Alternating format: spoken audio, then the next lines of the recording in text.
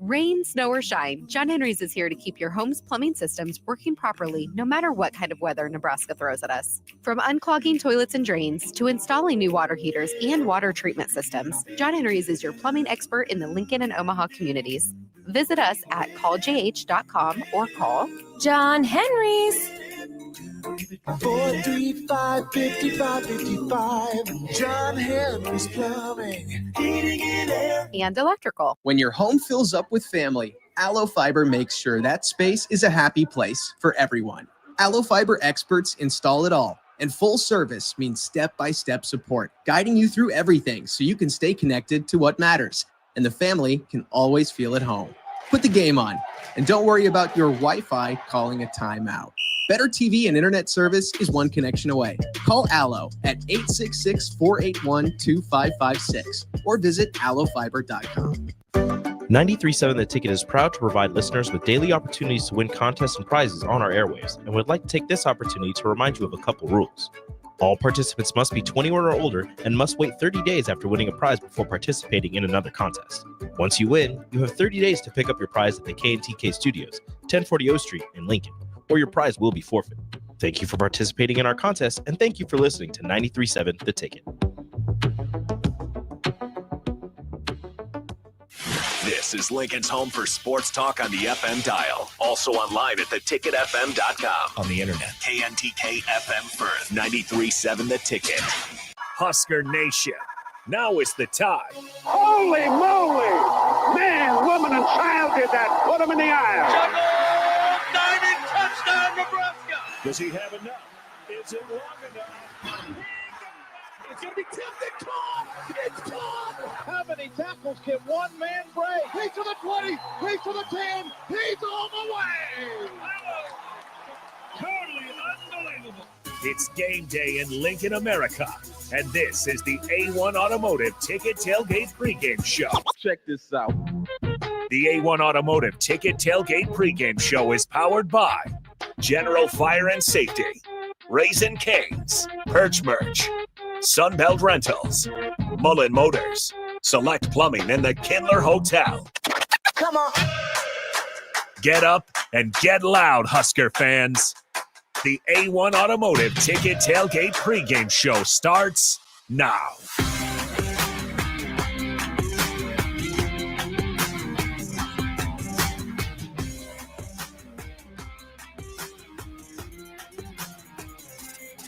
Good afternoon and happy game day. Not here in Lincoln, Nebraska, but Huskers against USC at 3 p.m. in Los Angeles. This is the A1 Automotive Ticket Tailgate Pregame Show. I am Jake Sorensen live at the studio, and I am joined on the phone by my early break colleague, Steve Sipple, live from L.A. Sip, good morning to you. It's afternoon here, but morning time in L.A. How are you doing on this game day in Los Angeles?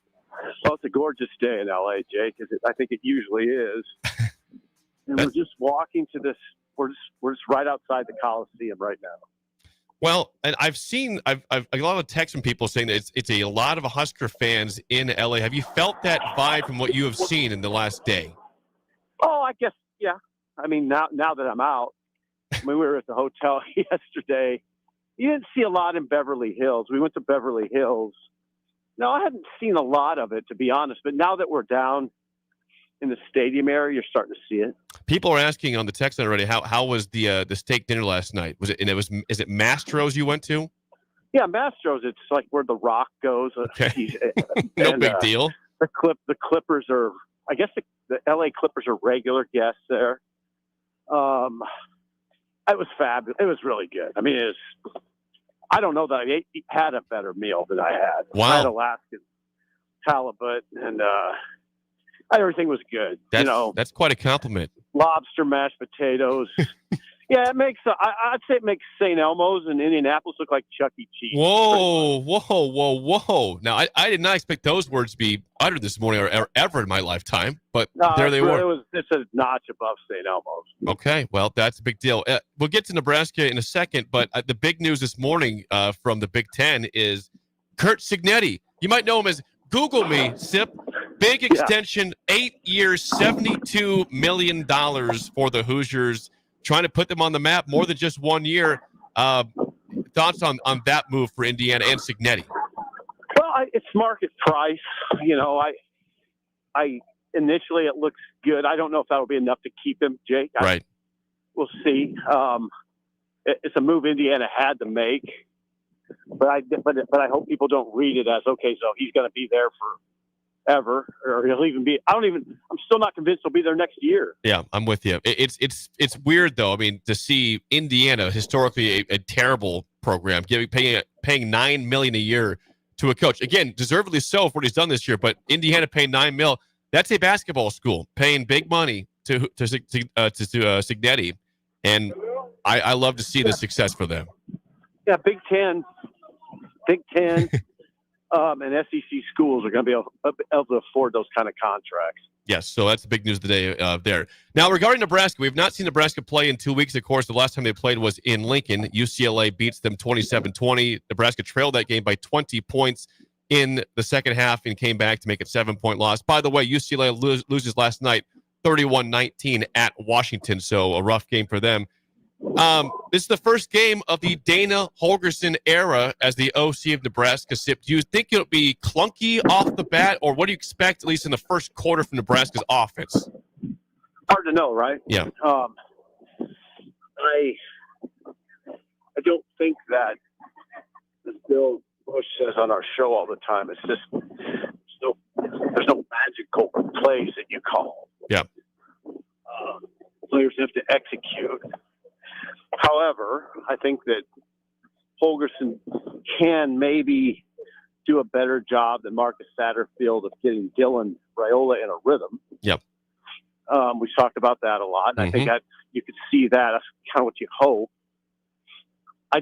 It's really interesting, though, Jake, because I think one tack you might take in this game is to get Dowdell going. Run the ball. Yep. Because I think it's going to be hard for the defense to deal with USC's speed. I could be wrong. I mean, Nebraska dealt really well with Ohio State most of that game, although the speed did show up. Ohio State's speed did show up a few times, but Nebraska did a good job of keeping the ball away from Ohio State. So I just wonder what the game plan will look like. It's hard to know. Yeah, it's like you said, if you are Holgorsen and your quarterback has kind of gone through a little bit of a rough patch the last month or so, some quick hitters, maybe it's a slant, maybe it's a quick out, just something to get his confidence, and not an all, a 5 second to develop pass play, but something quick. And that should not be really that difficult to do. That should not be an impossible offense to call. No, I like that idea a lot, Jake. Just quick hitters, however those materialize, or however you envision that in your mind, just something quick, and get him going, get him in a rhythm, get him confidence. I think that might be the key early, but then once the game settles in, what does it look like then? How much of Dana Holgorsen's sort of way of doing things can he incorporate in a week's time or a week and a half's time? That's the question. There's also, again, the question, we know that Dylan's going to start today, but how healthy is he? It was a question earlier this week, would he start? Now he's going to play today, but this is someone that is still not 100% healthy. How healthy is he, and how much of a factor will that play in today's game? So. Well, I've said on our show, I talked to his dad. I don't mind saying that. Dominic has never once indicated to me that there was even a thought that he wouldn't play. I mean, so I think he's fine. That's my answer. Just based on, going back to early last week. I mean, I just kind of put it out of my mind that he wouldn't play because Dominic, his father, was like, "Oh no, he's fine." So I suspect he's really good to go, Jake. By the way, if you're listening, feel free to comment on YouTube, Facebook, Twitter, also on the text line 464-568. Let us know where you're watching the game from. Sip, a quick update on some scores you might care about. Ohio State leads at Northwestern 14-7 late second quarter. Not really a blowout there yet for the Buckeyes, almost at halftime. Texas leads Arkansas 10-0 on the road. Colorado looks good. They're beating Utah 14-3 early second quarter. Clemson 14-7 over Pitt, and Tulane up 7-0 on Navy. In the Big Ten, we mentioned the Ohio State game right now. That is the only game going in the Big Ten, of course, I mentioned last night, Washington beats UCLA 31-19. Now, Sip, again, the defense has been mostly good this year for Nebraska, but it was not very good for the majority of the UCLA game. It didn't show up against Indiana when he came off your last bye week. So I guess, do you know what to expect today from that unit in general? Well, I know what they need to do. They need to tackle in space. Yep. If you watch USC, if you know anything about Lincoln Riley, he's going to get the ball to, very quick and fast guys in space. Yep. And if you don't tackle them, they turn into long chunk plays, which kill you. I imagine they're going to really try to get. Of course, they're going to try to get pressure. They got to be very disciplined in how they rush Jaden Maeva because he can get out. Not super fast though, Jake. It's not like that. He's not a super fast runner, but he's a good runner, and he's a willing runner. That's probably the two big tests in my mind are not letting him scramble for long gains and then tackling all that speed on the perimeter in space. Yeah. It's going to be tough. What do I expect? I don't expect Nebraska to shut USC down. But see, then people can just remind you, well, now, wait a second. They held USC to 21. And here's the thing. Again, it goes back to the offense, Jay. I think the offense has got to play some keep away. I think Dowdell's big. I'm saying Dowdell. I don't know if he can do it with those other guys. Maybe Ramir if he's okay, ready to roll. But I think that's the game. Like, you better be able to run the ball well. Better get a little heat on Maeva, force a turnover or two, and tackle super well in space. We have not really seen this year, unless I'm wrong here, so I don't think we have. We haven't seen really a running quarterback against Nebraska. Now, Ethan Garbers had a big scramble for 60 yards in that game for UCLA, but he's not a running quarterback, and that's an element people talk about with Maeva. You said he's not super fast, but he is a definitely willing runner. But we have not seen how that defense looks in 2024 with that on the other side of the ball. Well, I think he's more. I think he's about like Howard. So Will Howard, okay. Yeah, Jake. If you watch him, he's not. He ran for 277 yards at UNLV last year. So he averaged 3.8 a carry. So he's not. I don't want to paint him like Michael Vick. He's a pretty good runner. So we'll just see what that all looks like. Yeah, and again, like I pointed out, that Nebraska's last bye week they came out and they were flat.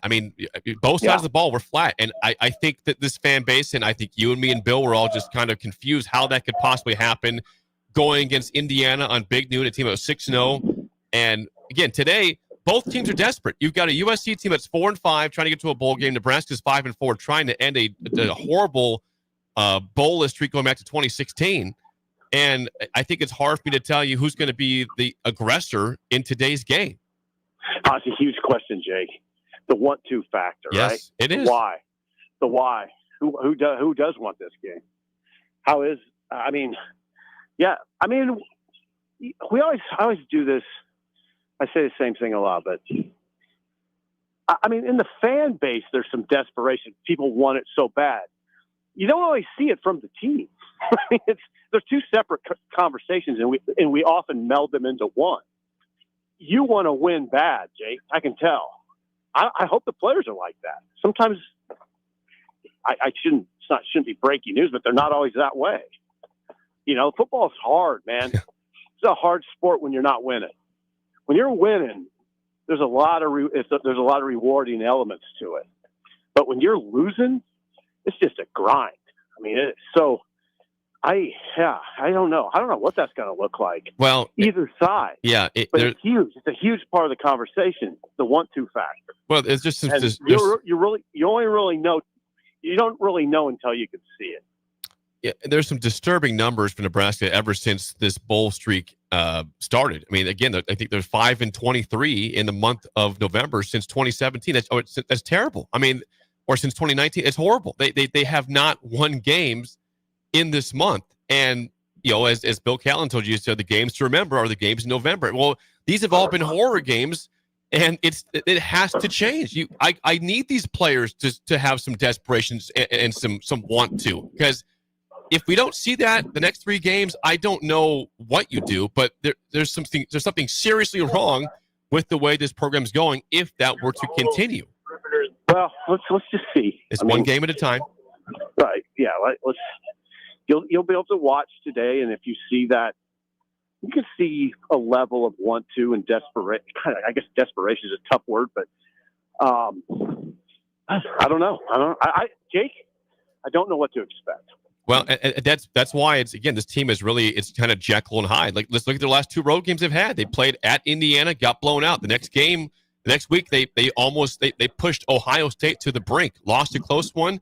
So that's why today I don't expect to see a 56-7 loss like you saw at Indiana, but I also don't know if they are going to get, if they're going to play a 4-quarter game, if they're going to look flat again in the first half. And I mean, that's why we want to know what team to expect, and you just can't do that this year at all with this program. Well, the one thing I can say is I have heard that they had a legit good week of practice, and it was a feisty week of practice. They're getting after each other, a few fights, probably a few more than normal, which is probably a good sign. It's usually a good sign. So, Matt made a big change. Okay. Yeah. And you just don't know how it's received. And in football, there's so many moving parts and so many people involved. It's hard to really assess because, Jake, some will receive it better than others. And I mean, so I just don't know. It comes down to leadership, and it comes down to the leader. It's Matt Rule, and he's responsible for getting his team to a point where it can win a game like this, because it can win this game. Right, it can. And to me, what's fascinating about this game, Sip, is that you have 2 programs again that are both about 500, 4-5 USC, 5-4 Nebraska. But Nebraska, as we know, really for the last several years has struggled in close games. All these 1-possession losses. Well, USC this year has had all 1-possession losses in these 5 games. The Penn State game lost in overtime. Maryland lost by 1. Minnesota lost by 1 possession. It's incredible how they found these ways to lose. If this game is tight in the 4th quarter, both these teams have struggled. I can't wait to see what that looks like. Who comes out as the better foe? Right, especially with USC's. I mean, yeah, we haven't really gotten to that. You just don't know what's going to happen with USC with what they look like at quarterback. Is Maeva ready to go win a close game? If that's what it comes down to, the final possessions. Is he ready to do that? Now, then on the other side, we have a new play caller. I mean, what's that going to look like? We don't even know if he's on the field or in the box. Matt didn't know as of Thursday where Holgerson would be, but what's that picture look like? Because that's a big part of it. Play calling and how he handles his quarterback in that situation. Yeah, again, both teams, we're talking about a mid-November game where they have both significant changes. A new OC at Nebraska that was not on the staff as of 10 days ago, and a new quarterback at USC taking over Miller Moss. So both trying to get a spark as we close the season out with a couple games to go. Sip, in terms of special teams, Nebraska has been bad this year for the most part. John Hull had a nice game against USC. Is that going to be a big factor in today's game, Ed Foley's special teams unit? Well, USC leads the nation in net punting. Mm-hmm. Okay, 45.57, I believe is the number. Nebraska ranks 123rd. That's a 10-point differential. Wow. Okay. Yeah, USC leads the nation net punting. Nebraska ranks 123rd, and that's a big stat today. You can't surrender those hidden yards against a team like this already has a lot of firepower offensively. And I don't want to make this sound like, look, USC's 4-5. When I say firepower offensively, they have it, but obviously it hasn't been enough at times. So, but as far as the special teams go, it's gotten to the point where you just hope there's no catastrophe. And that's not, exactly where you want to be. Yeah, that's a great way to live. Just don't mess up the game completely. Special teams. That's all we ask for. Please keep it between the lines here. All right, Sip, before I let you go, what is your official prediction for Nebraska USC 3 p.m. kickoff this time, 1 p.m. kickoff your time, and a potential player of the game? Okay, special player of the game. Yeah. I think this could be a game where you see James Williams rematerialize. He had a 2-game stretch where he had 4 sacks. I think it was Purdue and Indiana. Right. Or Purdue. Yeah, it was right in that area. He's going to have to rematerialize. You need his athleticism off the edge. He needs to be controlled in his rush. And then if he can swipe at the ball and get one loose, that'd be great. That can happen. So I'm going to say James Williams, a name probably people wouldn't expect. As far as the prediction goes, I think Nebraska loses close. I think this will be a close game. I just don't know if I don't know. Their struggles in the red zone are really profound, Jake. And they have trouble getting in the end zone. And I think that could ultimately be the difference. Yeah, I said yesterday, I'll say it again. I said 28-20 USC. It's close to right at the spread. I just think, again, that Maeva is he's not a great quarterback. You think he does enough? I think Nebraska, like you said, has struggled to score when they need to. And I don't know what this looks like with the first week of Dana Holgorsen calling plays. So I'll stick with USC getting to 5-5, Nebraska dropping to 5-5, and that creates a must-win game against Wisconsin next week. But I hope we're both wrong and we're celebrating a victory on Monday.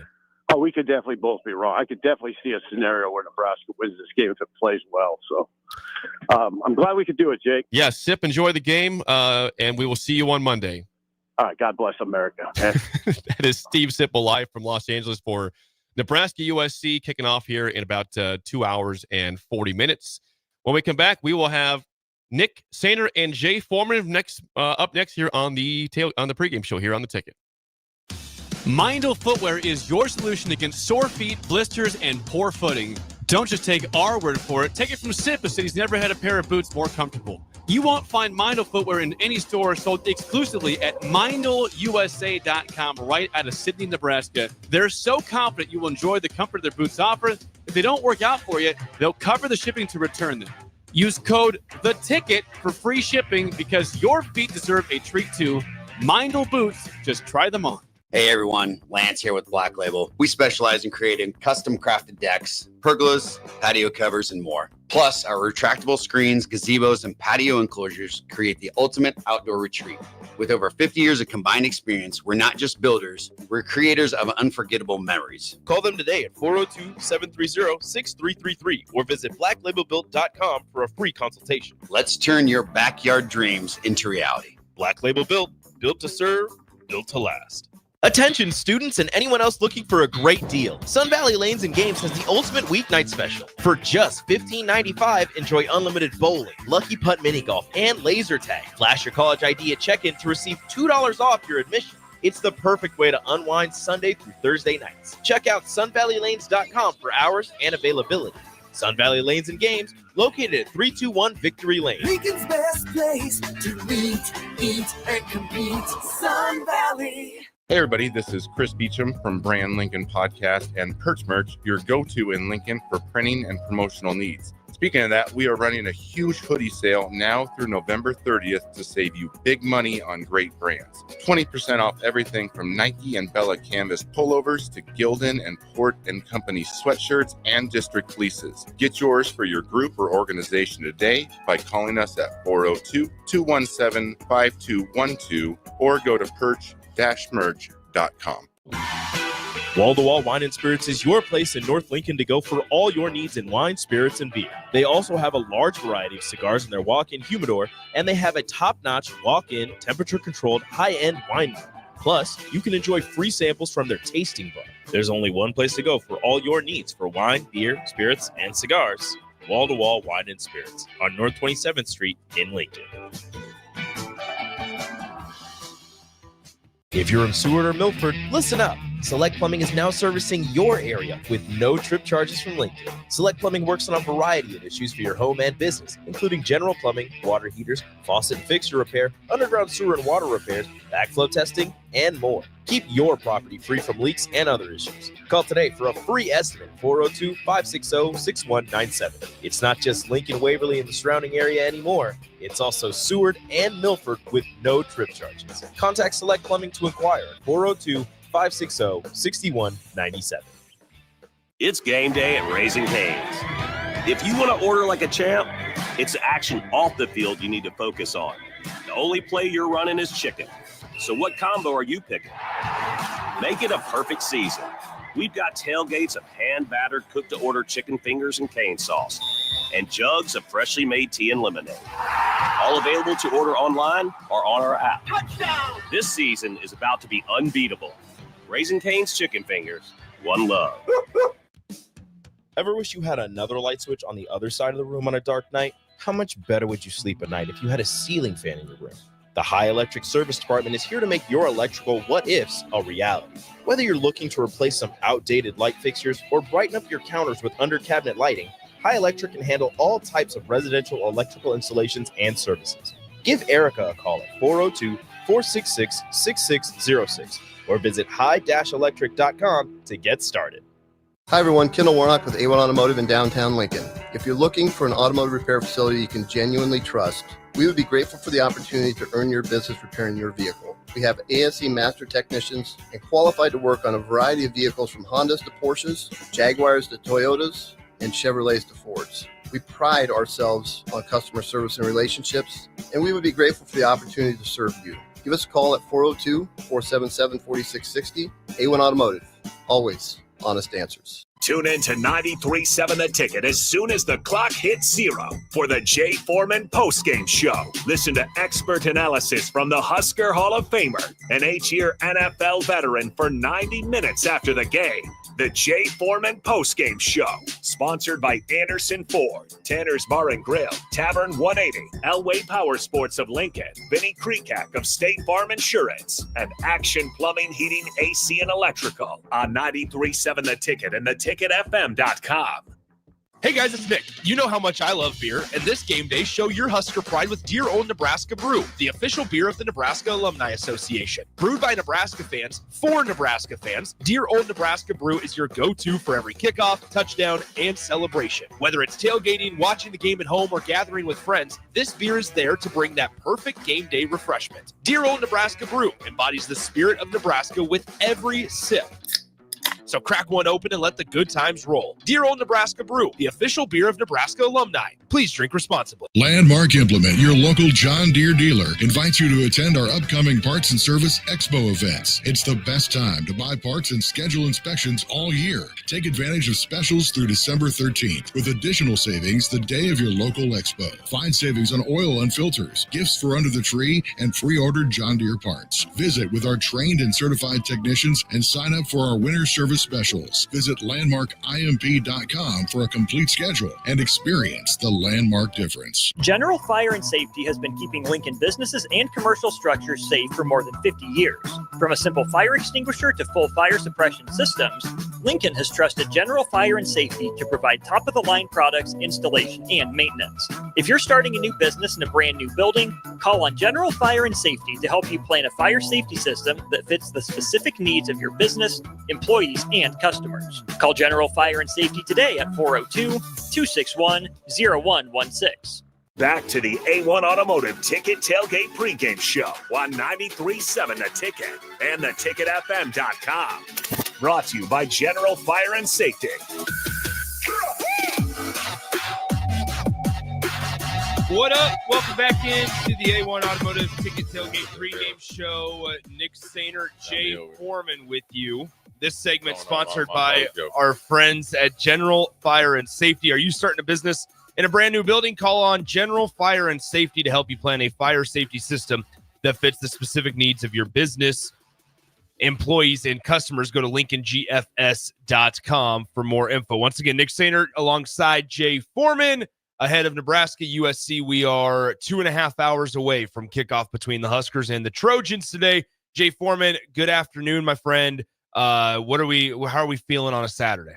Oh, feeling good. I mean, I think it's a game that you have nothing to lose, which is a great position to be in. You shouldn't feel any pressure. Yes, you've had obviously a new offensive coordinator come in, obviously during the bye week, and is not completely new. But look, coming in at a 9.5, 10-point underdog, 9-point underdog. I mean, if you want to get up there and get in specifics, whether it's 9, 9.5, 10, you are a huge underdog. Yeah, and you're on the road. Okay, you can get the complimentary 3 points.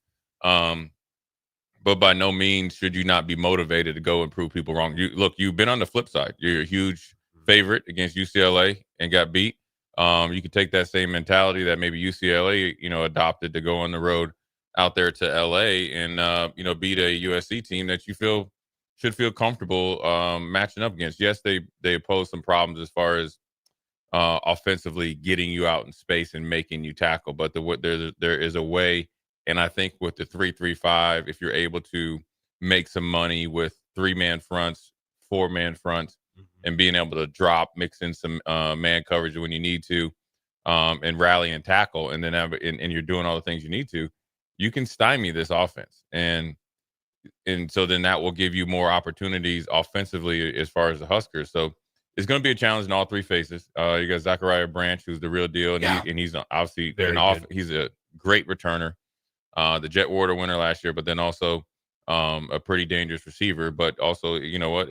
It makes you and here's where I think is if you adopt this mentality, and I might be wrong, but when you have a new quarterback, you almost can really guess who he's going to feature, right? Yeah, he's going to check down a lot to the running back, right? Woody, and then Branch. He's going to go where he's comfortable because, I mean, you got to think when he's practicing, the plays that generally will be open are to their top one or two receivers. Yeah. And then third will be to the check down. So in theory, or and especially maybe early in the game, you can roll coverages. You can probably maybe be a little more aggressive to the guys that you know are the known entities to get the ball, which then will allow you to play a little bit faster and freer on the road, and maybe you can dictate the pace. People might not remember this when Zachariah Branch was coming out of high school 2 years ago, because this is his second year at USC. People might remember or might have forgotten that he and Malachi Coleman and I think it was the Polynesian Bowl, they were actually the two fastest receivers there. And so Zachariah Branch really, really quick, and somebody that Nebraska's going to have to tackle well, right? That comes into it. Let's start with the offense here, because obviously that's the biggest story going. Yeah, Nebraska's offense, because that's the biggest story going into today's game. I think we've both been asked, and there's been extensive conversations about, hey, what's the offense going to look like this Saturday? I don't think it's going to be dramatically different. I think, Jay, and correct me if I'm wrong, I'm going into this one going, okay, is Nebraska able to get Dylan Raiola in a rhythm early on? And especially we saw it last night, but then also like in the quick, short passing games, high efficiency type of passes. Oh, yeah. Do we see Nebraska get into a better rhythm? That's more so what I'm looking for, rather than just how dramatically different does the offense look as a whole. Yeah, I think you hit it right on the nail on the head. I don't think for people think it's going to be air raid with 5 wide receivers and no backs and throwing it 60 times unless you're down. We've seen that recipe. I think it was against Indiana, right? We threw it almost 50 times, right, or something like that. That's not a recipe for success. I think what I'm going to see, whether it's getting Dylan into a rhythm, I'm just assuming and hoping and also expecting that Holgorsen can get us into a rhythm offensively, that you can see the continuity, plays that kind of flow with each other. You can see a flow of plays through a series. Yeah.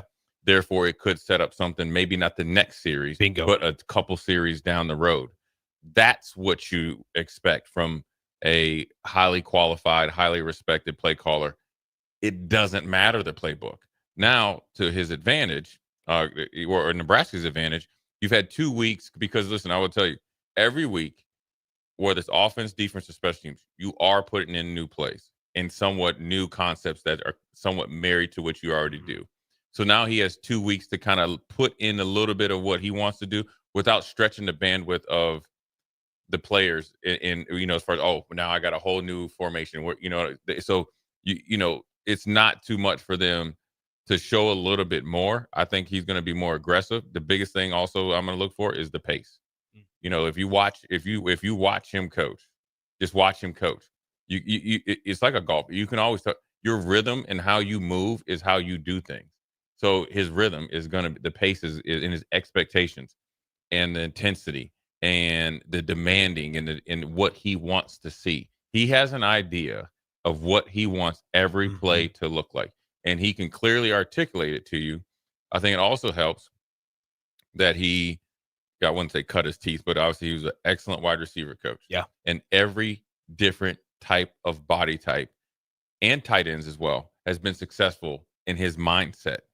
So he's an equal opportunity, distributor of the football and play caller, but he's done it. He's done it with Tavon Austin. He's done it with Sills. He's done it with the Chicago Bears, White. I think his name's Kevin White. Yep, that's right. Who's a big kind of physical receiver. So you think like maybe Banks and Jamal Nair. He's done it with Tavon Austin. So you think it's like Barney. And then you think Sills. You could probably think Bullock or, somebody like that, right? So he's done it in multiple ways, in multiple like formations, multiple personnel sets. He does not care. This dude here, now, like, I don't know if it's going to be instant success. He was always one of my favorite coaches to watch because he did not care. Yeah.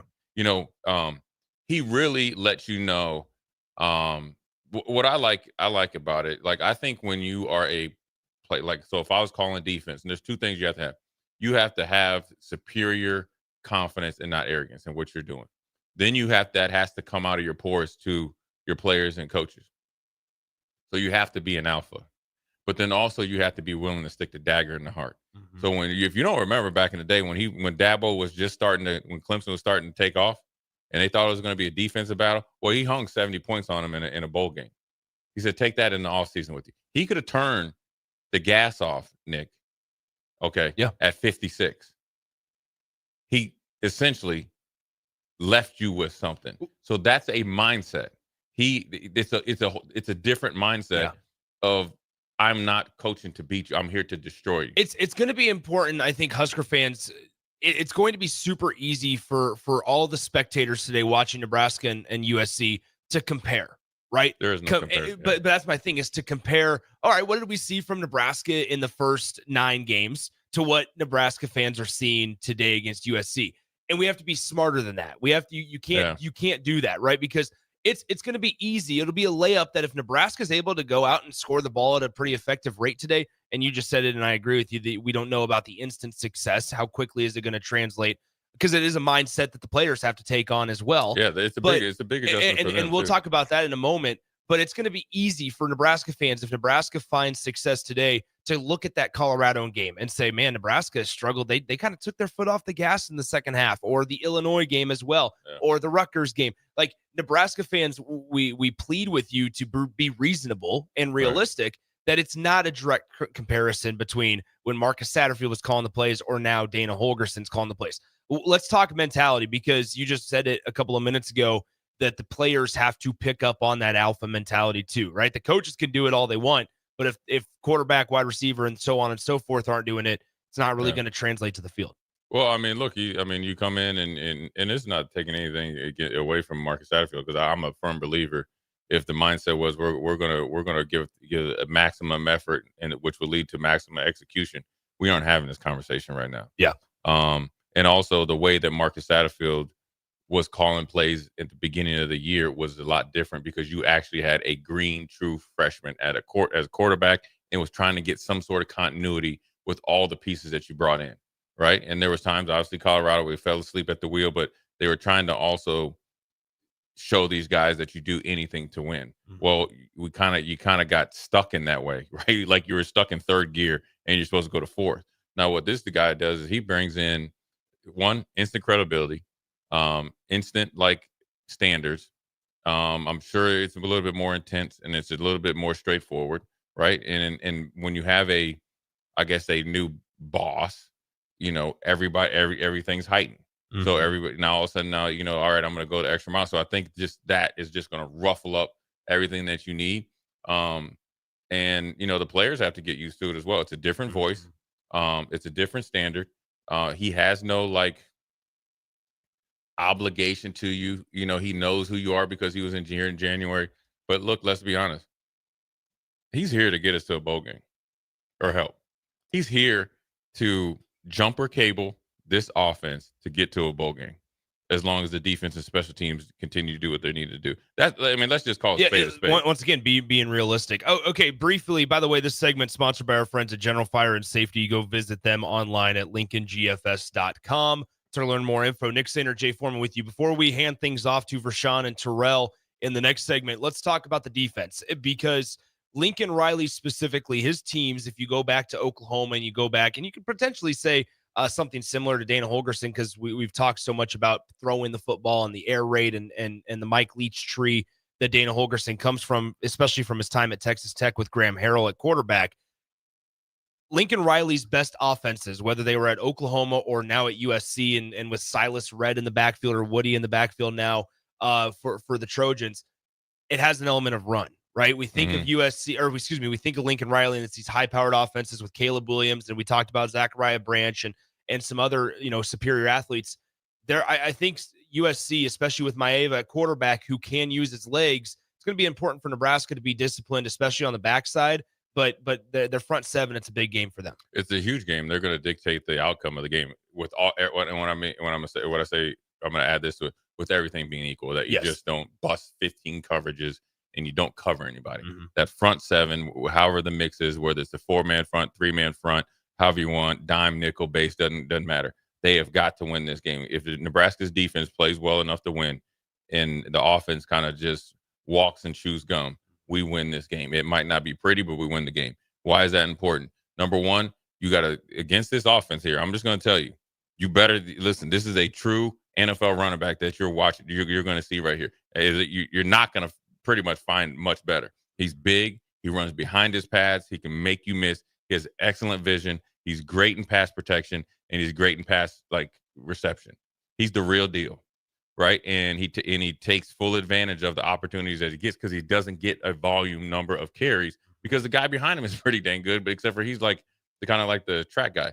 So you have to really make them one-handed, and you want a new starter to be one-handed. You want him to pass. You want to reset the line of scrimmage, and you got to tackle well, and that's why I choose for this front seven. You got to rally to the short area or short and intermediate pass game. You got to come out of the stack when you're a defensive lineman. So that means the depth has to pay off, right? So you're thinking about Cam Linhart. You're thinking about Jackson. You're thinking about Davis, along with the starters. So then you're talking about big game James Williams. You got to get busy today too, right? So besides your 3 starters, I just named 4 other rotational guys. You can even say Willis McGahee Jr. With your athletic ability, you have got to play a big factor, along with MJ Sherman, Vincent Shavers, all you guys. You can't afford against this team as much as you match up well. You can't take a couple series off. You can't take a couple play. You can't, like, if you have to, it should never cross your mind whether you're busting your tail to the ball, because they're athletically gifted enough at USC, and they're going to scheme up things to potentially, make a linebacker miss. That's fine, right? It happens. They have really good athletes. Well, any good defense doesn't allow you to get run after catch, because you're suffocating him with your effort and your want to get to the ball. Before we get to break, let's get a prediction here, Jay, because it feels like a big bring your own energy type of game for Nebraska as well. Husker fans, we know them. They're going to travel well. USC, this is a 4-5 football team on the surface, right? USC is 4-5 football team. It's a 1 p.m. local time out in Southern California kickoff. Not going to be all that, I think, juiced in the stadium unless you're a Husker fan. Hey, and there's a little asterisk to it. Those sanctions that came down. There's that piece too. Hey, listen, the sanctions that came down can lead the way for USC to fire Lincoln Riley potentially for free. You're right. Now, initially for free. Yeah. Realistically, you can get out under maybe half of that $90 million contract. Don't think if you don't have a good showing today that he would be doing the same thing that we're doing on Thanksgiving. And Jay, I mean, that's the thing, man. We're sitting there going, this. If you're Nebraska, if you're a player in that locker room, and you can speak to it way better than I can, like, how are you not juiced up for this one? First of all, I'm trying to make a bowl game. Yeah, there's that. I'm trying to. I mean, forget what they got going on. I'm trying to right the wrong. I've had 2 weeks to sit on the UCLA performance. That's out of my system. I'm about to, show and prove what I can do right now. On top of sending Lincoln Riley, the man that can't cook a brisket, to way overdone. Hey, sandpaper. There it is. And that's what I'll be telling them. Go eat that sandpaper for Thanksgiving. What do you think happens today? I think Nebraska wins. I think they get an uptick in scoring. I think we get a defensive touchdown. I think it's going to be a tough game. I think Nebraska wins 27-24, 27-24, 27-21. I will save my prediction because I will be on for the 1 o'clock segment at the top of the hour with Raph. AD is out on the pregame show, so I will be hanging out with Raph throughout the 105 segment coming up in about 20 minutes or so. But for now, we're going to hand things off for Sean Jackson, Terrell Farley. On the other side, this segment sponsored by our friends at General Fire and Safety. Are you starting a business in a brand new building? Call on our friends at General Fire and Safety to help you plan a fire safety system that fits the specific needs of your business, employees, and customers. Go to LincolnGFS.com for more info today. All right, for Jay Foreman, Nick Sanders saying so long for now.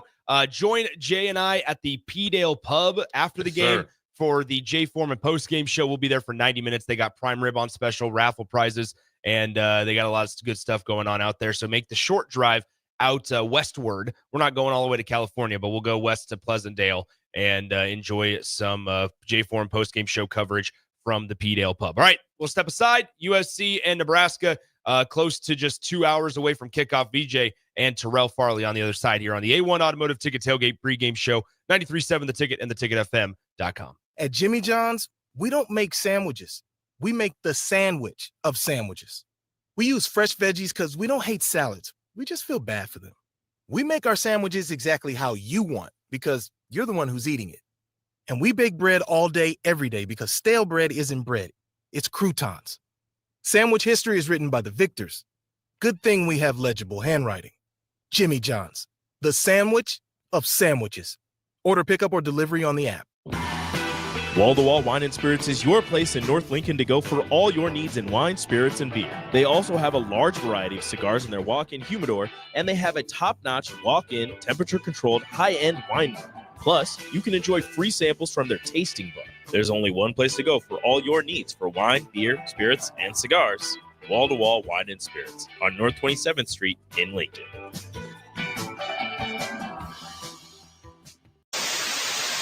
Black Friday savings all month long. From appliances to mattresses, the savings can be found at Schaefer's. Rest easy this Black November on a new Serta or Beauty Rest Black mattress set. Now with up to $1,000 in savings when you add an adjustable base. Plus, extra savings all month long on all Samsung, LG, and Sony TV. Every day is Black Friday in November. Now at Schaefer's. Hi everyone, Kendall Warnock with A1 Automotive in downtown Lincoln. If you're looking for an automotive repair facility you can genuinely trust, we would be grateful for the opportunity to earn your business repairing your vehicle. We have ASE master technicians and qualified to work on a variety of vehicles from Hondas to Porsches, Jaguars to Toyotas, and Chevrolets to Fords. We pride ourselves on customer service and relationships, and we would be grateful for the opportunity to serve you. Give us a call at 402-477-4660. A1 Automotive, always honest answers. Empower a child today with the Teammates Mentoring Program. Hope is only a conversation away when you choose to share your talent, time, and heart with a child. Together, you can build a relationship based on strengths and chart a brighter future, 1 week at a time. Find out how you can be a mentor by visiting LincolnTeammates.org. Become what you needed as a kid by joining the Teammates Mentoring Program today. If you're a homeowner or a business owner, you have a lot of projects, and no one has an unlimited budget or time. Sunbelt Rentals makes all jobs less stressful with no need to purchase large equipment or hire a crew. You can do it yourself with rentals in everything from aerators and power rakes for spring yard work to stump grinders, concrete mixers, tile saws, and more.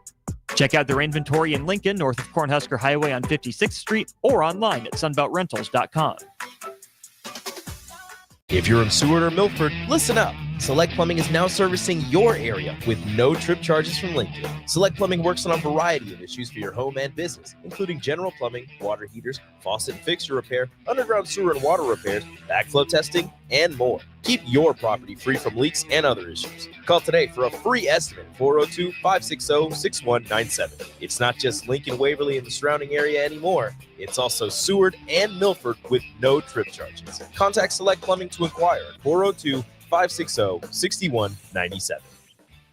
Landmark Implement, your local John Deere dealer, invites you to attend our upcoming Parts and Service Expo events. It's the best time to buy parts and schedule inspections all year. Take advantage of specials through December 13th with additional savings the day of your local expo. Find savings on oil and filters, gifts for under the tree, and pre-ordered John Deere parts. Visit with our trained and certified technicians and sign up for our winter service specials. Visit landmarkimp.com for a complete schedule and experience the Landmark difference. Hey guys, it's Nick. You know how much I love beer, and this game day, show your Husker pride with Dear Old Nebraska Brew, the official beer of the Nebraska Alumni Association. Brewed by Nebraska fans, for Nebraska fans, Dear Old Nebraska Brew is your go-to for every kickoff, touchdown, and celebration. Whether it's tailgating, watching the game at home, or gathering with friends, this beer is there to bring that perfect game day refreshment. Dear Old Nebraska Brew embodies the spirit of Nebraska with every sip.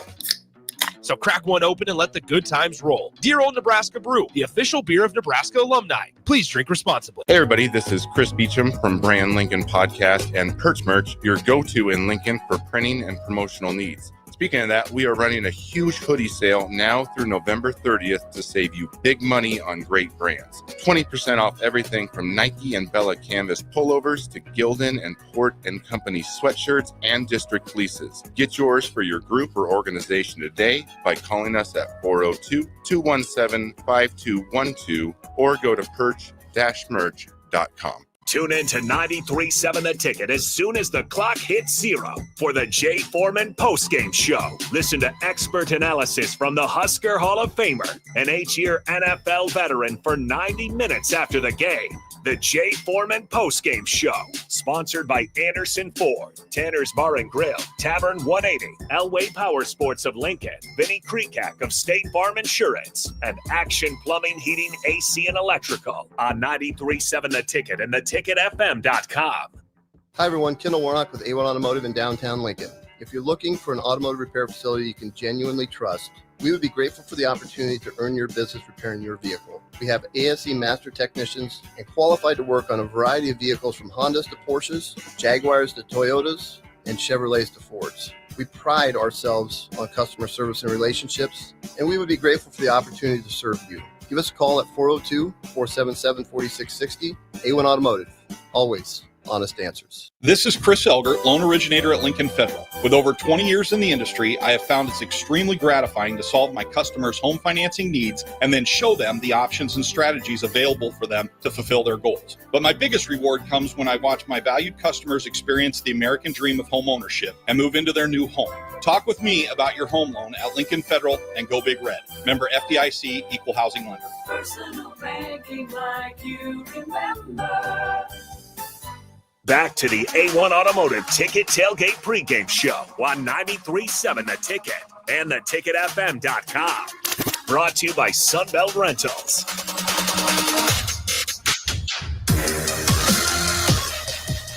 All right, welcome back into the A1 Automotive Ticket Tailgate Pregame Show. This segment is sponsored by Sunbelt Rentals. From lawn and landscape equipment to hand tools, pressure washers, and generators and more, Sunbelt Rentals makes it easy to get what you need when you need it at sunbeltrentals.com. We got Terrell Farley, the black shirt, the captain, Vershawn Jackson streaming in, and I'll throw it to you guys. What up, Captain? What's up, buddy? How's everything going, man? It's game day. Yeah. I got my white on. You got your white on? I got to go. I got my gray on, so gray and red. Look at the patch, baby. 34. I can't see you. I don't have my computer today. Just I believe you. Yeah, I see you now. There you go. Yeah, Jackson jersey, man. Listen, man, this is the biggest day. You got to be excited about being able to play football. They got to go out there, be so excited that we feel it through the TV screen. They got to go out there and lay their bodies on the line. They got to go out there and say, there's nothing else to play for. But today they got to drag us off the field. See, real athletes, guys that are competitors, you got to about kill them to get them to stop. And that's what I want to see out of our young men. I want to see them play with their hair on fire today. I want to see them tackle, block, do the small things. I want to see Coach Holgerson come out and actually put an offensive masterpiece together as far as play calls. Don't get in down on the red zone and we first and go from the 5, and then we start wanting to put the ball up and get into a shotgun and empty sets.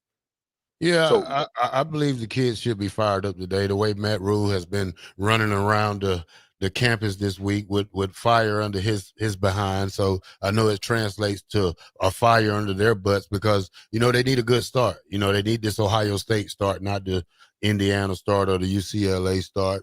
Dana Hoganson, he starts his era right here. 3 games left, 22,000. We'll talk about that Monday. But, his era starts today. My concern is how healthy is Dylan Riola. How far can he go?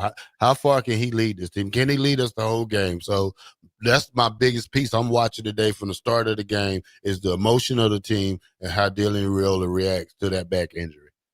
As an offensive coordinator, you have to protect your young quarterback. By doing that, you get them in all these rub routes that we're about to see, the mesh routes that we're about to see, the vertical routes, the horizontal routes. All those routes are designed to get the ball out of a young quarterback's hand early and often.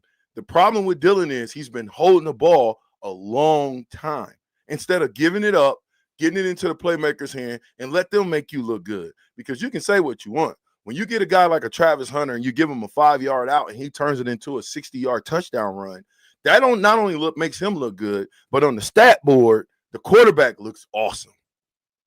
Yeah, you're right. So we're going to look for a good passing game today. Hopefully we can get a good running game started. Special teams, hey, they got a good punter. We got a good punter. Might be going back and forth for a little while. Who knows? Now on the defensive side, Rashawn, USC is full of talent on that offensive side. A great running back, 2 big receivers, one 6'6", the other one 6'4". Malcolm Hazard starts at corner for us. 5'7" guy. We seen the teams go at him last year before he moved to this safety spot, but now he moves back to corner. Is that an advantage for USC? I don't know. Got to watch that matchup today. Yeah, that's going to be a good matchup to watch. I like to see what they're going to do to get him help over the top. I think he's good underneath. It's the over-the-top routes. But I look for Malcolm Hartsgrove to give us another interception in a big way. I think this time he's got to go for pick 6. We got to start scoring touchdowns on interceptions and start help this offense out. Because when you help them out, you win games. We get turnovers, that's cool. But sometimes, a lot of times, back in the day, you guys helped us out by being a scoring defense, and we need our defense to score points. Yeah, we do, but they got to stop that little running back out the backfield, too. He is dangerous. Over 800 yards rushing, over 30 receptions this year. Hey, he's a fast guy. I think he's 5'10", 208. He's from Georgia, so I like Georgia players and look for him to have a big game today. We got to stop. The linebackers have to play a major role in stopping this little guy from coming out because he get a little hole. I done seen him play. He can break it. He can take it to the house. So, and we're not good tackling teams. So that's today, that part. We've been struggling with tackling too. That's concerning. Yeah. But here's how you combat that. When you have a great running back, how you beat a great running back is you got 11 hats to the ball every play. Every time he gets the ball, they should be like a bunch of wild dogs trying to get to the meat and tackle the doggone football and get the football out. They're obviously going to give him the ball a lion's share of the times. So our mindset should be gang tackle, get the ball out. Gang tackle, get the ball out. That's it, and that's all. Because what's the most important part of defense? The ball. We need to find the ball better and tackle the ball as a gang in a unit. Yeah. Special teams, field goal, man. We can. I've seen in the last couple of weeks when we did kick those field goals against Ohio State that we can play field position game. We can kick a 40-yard field goal. We can kick a 50-yard field goal. But sometimes we can't kick an extra point. So we need that kicker to be very focused today because that 1 point might be the point we need at the end of the game. So Bushini does a good job. We need the field goal team to do a good job. And I think Nebraska, I'm still kind of leaning 2017 USC, man. What? Oh, sorry. you hurt my heart. I'm really? sorry. Why, Terrell? Why? It's just I don't Why? understand. I mean, just I don't know, man. It's been like this. We always get our heart broken in November, so we always say no shave November, no love November. Well, you know what? Let this be the beginning of something sweet. I think we can go out there and shock the world and get to that elusive 6 wins and go to a bowl game and set ourselves up to maybe win 2 more games and really have a winning season and turn this season around in a positive direction. You don't have a choice. You got one opportunity. If you go out to USC and somehow, some way, regardless, if you lose by 1 or you lose by 101, it's going to be the same thing. So everything's on the line. All bets are off. I look for the Huskers to come out with their hair on fire. I look for those seniors who I would imagine the bulk of if you had to look at just the players, the bulk of this situation is on their shoulders because your senior leadership is what makes the team go. And those guys got to step up to the plate.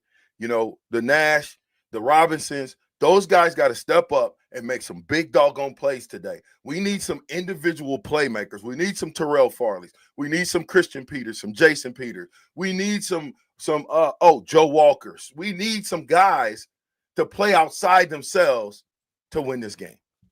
All right.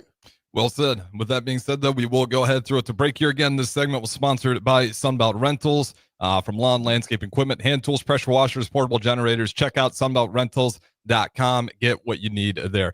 We're going to throw it to break here. Don't go anywhere, though. We got plenty left here on the A1 Automotive Ticket Tailgate pregame show. Hey guys, it's Nick. You know how much I love beer, and this game day, show your Husker pride with Dear Old Nebraska Brew, the official beer of the Nebraska Alumni Association. Brewed by Nebraska fans, for Nebraska fans, Dear Old Nebraska Brew is your go-to for every kickoff, touchdown, and celebration. Whether it's tailgating, watching the game at home, or gathering with friends, this beer is there to bring that perfect game day refreshment. Dear Old Nebraska Brew embodies the spirit of Nebraska with every sip. So crack one open and let the good times roll. Dear Old Nebraska Brew, the official beer of Nebraska alumni. Please drink responsibly. At Jimmy John's, we don't make sandwiches. We make the sandwich of sandwiches. We use fresh veggies because we don't hate salads. We just feel bad for them. We make our sandwiches exactly how you want because you're the one who's eating it. And we bake bread all day, every day because stale bread isn't bread. It's croutons. Sandwich history is written by the victors. Good thing we have legible handwriting. Jimmy John's, the sandwich of sandwiches. Order pickup or delivery on the app. Hey everybody, this is Chris Beecham from Brand Lincoln Podcast and Perch Merch, your go-to in Lincoln for printing and promotional needs. Speaking of that, we are running a huge hoodie sale now through November 30th to save you big money on great brands. 20% off everything from Nike and Bella Canvas pullovers to Gildan and Port & Company sweatshirts and district fleeces. Get yours for your group or organization today by calling us at 402-217-5212 or go to perch-merch.com. Tune in to 93.7 The Ticket as soon as the clock hits 0 for the Jay Foreman postgame show. Listen to expert analysis from the Husker Hall of Famer, an 8-year NFL veteran for 90 minutes after the game. The Jay Foreman postgame show, sponsored by Anderson Ford, Tanner's Bar and Grill, Tavern 180, Elway Power Sports of Lincoln, Vinnie Kreekak of State Farm Insurance, and Action Plumbing, Heating, AC, and Electrical on 93.7 The Ticket and theticketfm.com. It's game day at Raising Cane's. If you want to order like a champ, it's the action off the field you need to focus on. The only play you're running is chicken. So what combo are you picking? Make it a perfect season. We've got tailgates of hand-battered, cooked-to-order chicken fingers and cane sauce, and jugs of freshly made tea and lemonade. All available to order online or on our app. Touchdown! This season is about to be unbeatable. Raising Cane's Chicken Fingers. One love. Lincoln Federal Savings Bank. Personal banking like you remember. Home. It's more than a place. It's a feeling. This is Eric Bertrand with Lincoln Federal Savings Bank. If you're looking for a place to call home, call me. Let's review your financing options and get you into the home of your dreams. Proudly serving Husker fans. Personal banking like you remember. Member FDIC, equal housing lender. All right, Rico, let's do the final checklist before we head out. We have a lot of people coming to the tailgate today. I'm ready. Burgers? Check. Chips? Check. Icy cold beer? Check. Except this one. I'm forgetting something. Wait a second. Where's the Führer's cheese spread? I can't stop eating it. Rico, relax. I always pack extra. It's the biggest hit of the tailgate. For the best appetizer, party dip, and tailgate snack, load up on Führer's cheese spread today in most local grocery stores. This is Lincoln's home for sports talk on the FM dial. Also online at theticketfm.com. On the internet. KNTK FM Firth, 93.7 The Ticket. Empower a child today with the Teammates Mentoring Program. Hope is only a conversation away when you choose to share your talent, time, and heart with a child. Together, you can build a relationship based on strengths and chart a brighter future, 1 week at a time. Find out how you can be a mentor by visiting LincolnTeammates.org. Become what you needed as a kid by joining the Teammates Mentoring Program today. If you're in Seward or Milford, listen up. Select Plumbing is now servicing your area with no trip charges from Lincoln. Select Plumbing works on a variety of issues for your home and business, including general plumbing, water heaters, faucet and fixture repair, underground sewer and water repairs, backflow testing, and more. Keep your property free from leaks and other issues. Call today for a free estimate, 402-560-6197. It's not just Lincoln, Waverly, and the surrounding area anymore. It's also Seward and Milford with no trip charges. Contact Select Plumbing to inquire at 402-560-6197. Things that impair you come in many different shapes and sizes. Some are the shape of beer and liquor bottles. Others look like cigarettes but aren't cigarettes at all. These are the things we know impair us, the things our parents warned us about. What we're not always aware of is our new prescription or the over-the-counter medicine we picked up just for allergies or a bad cold. See, it doesn't just matter how much of a substance you take. If you are impaired, driving is deceptively dangerous. Don't drive impaired. Paid for by the NDOT Highway Safety Office. The Kindler Hotel in downtown Lincoln is a boutique hotel experience unlike any other in the area. Their 45 well-appointed rooms take inspiration from the history of Lincoln. Their double queen rooms are great for guests traveling with family, and the suites are great for a business trip or romantic getaway. No trip to the Kindler is complete without a handcrafted cocktail from Boitano's Lounge on the main floor, with comfortable seating options both inside and on the outside patio. Book your room today at thekindlerhotel.com in Lincoln at 11th and P. Ready to hit the road in style? Liberty First Credit Union is revving up your ride with unbeatable auto loan specials. Cruise away with rates as low as 4.79% APR for 48 months on a 2020 or newer vehicle. Need a longer term? No worries. They've got you covered with 4.89 APR for 60 months and 4.99 APR for 72 months. Hurry, these rates are cruising fast, so don't get left in the dust. Visit libertyfirstcu.com. Credit factors apply. Rates, terms, and conditions subject to change. Back to the A1 Automotive Ticket Tailgate Pregame Show on 93.7 The Ticket and theticketfm.com. Brought to you by the Kindler Hotel. We are back here on the A1 Automotive Ticket Tailgate Pregame Show, 93.7 The Ticket, theticketfm.com. Nick Sainert with you. This segment brought to you by our friends at the Kindler Hotel. Book your stay today at the Kindler Hotel in one of their 45 well-appointed guest rooms that provide luxury in the heart of downtown Lincoln. Enjoy a drink at Boitano's Lounge. I can vouch for Boitano's Lounge while you're there and take in the outdoor patio. Book your stay today at the Kindler Hotel.com. Nick Sainert and Chris Raff joining us here on the video stream as well as on the FM dial. Appreciate you guys listening wherever you are. Raff, happy game day. How are we feeling, my friend? Feeling good. Got my pregame walk-in. I'm good to go. All right, pregame walk-in, which is good.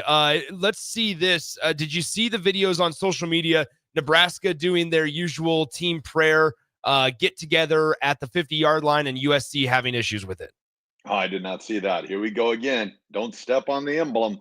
You're right. So Nebraska got into it. Little skirmish. It sounds like it lasted over about 10 minutes or so, but it seems like everything's okay there. I don't know why people get too frustrated with it. I wanted to ask you before we dive into Nebraska specific, Raf. I wanted to ask you on a couple of national storylines. First, how about Curt Cignetti? If the people didn't hear, Curt Cignetti got an extension through 2032. It was officially signed this morning. He's going to get paid over $8 million per year. to be the head coach at Indiana. Indiana making a dramatic investment into their football department, and rightfully so. Brings the program their first 10-0 start in school history in his first season. The sky's only it's only up from here, it feels like, for Curt Cignetti. And you would imagine he probably doesn't sign a contract extension, especially one of this length of 10 years, unless there's some other promises regarding facilities, and, obviously contributions in NIL and the revenue sharing piece of it. He must feel like Indiana's set up pretty well for the future. Yeah, you'd think that. But it'd all be interesting, though, to see if any teams decide to maybe take a run at him. And, it'd be a heck of a buyout. But in today's world of college football landscape, there's probably some teams out there that are probably might be interested. It's crazy world we live in. Yeah, 100%. All right, let's talk Huskers and Trojans here, Rafi. How do you see this one kind of playing out? What's the big storyline? And maybe what we can do is go outside of Dana Holgorsen, because he's obviously the biggest storyline going into today. And I know Jay and I talked about it a couple of segments ago. I'm sure other guys have touched on it as well. Outside of Dana Holgorsen, what are you watching for? What are you paying the most attention to today when Nebraska and USC kicks off at 3 p.m.? Oh, definitely their quarterback, Maivia, being his first start at USC. Just seeing if Nebraska, we don't want him to get comfortable. That'd be the key thing. If we can keep him off schedule, that'd be huge for the Nebraska defense. Well, doesn't it feel like Nebraska could kind of take a page out of some of their opponents' playbook so far this season? We've seen a lot of teams, especially in the Big Ten Conference play, dial up pressure, trying to get Dylan Raiola flustered and making quick decisions. And at times that has, given Dylan Raiola and the Nebraska offense problems. And there's been other things that certainly Nebraska's offense struggled with. But in certain areas, like I'm expecting Tony White to potentially dial up some pressure today, quite a bit of it, because you bring in a new quarterback. Maeva played, sure, at UNLV, right? But on a stage like this, and with all the outside things going on, Raf, Jay mentioned it a couple of minutes ago about the sanctions that just got released on USC. Lincoln Riley has not had the ginormous, the success that probably they expected. But what I would ask you is there any benefit for Nebraska to dial up, some bigger amounts of pressure today and go after the quarterback? Oh yeah, definitely. It'd be huge. And if that front four can get some pressure on where he doesn't have to go crazy all out cover zero blitzes, that'd be huge. But that front four, they can impact the game greatly, just them alone. Yeah, 100%. Hey, before I forget, how about this, Rafi? We have a $25 super comment in our chat from USMC Solely. We want to make sure we get to this. They ask, any recruiting impact with coaching changes since the guy who recruited them is now demoted? Obviously talking about Marcus Satterfield. And once again, USMC Solely on the YouTube stream. I appreciate you for the donation there. Here's what I would ask, or here's what I would say. The super chat. Thank you, Big Red Bass. Here's what I would say. No, I don't think so. I think this is a bigger thing than just Marcus Satterfield, and Nebraska bringing in somebody like Dana Holgorsen, Raf, with the resume that he has. Yep. And obviously, that's intriguing for wide receivers. I'm interested to see what it means for maybe the running back room going forward. Maybe a couple of guys in that room currently I'd be interested to kind of look at, but for the most part, I don't think it changes a whole lot, especially in the wide receiver and quarterback game. Oh, I think the figure there is Dylan Raiola.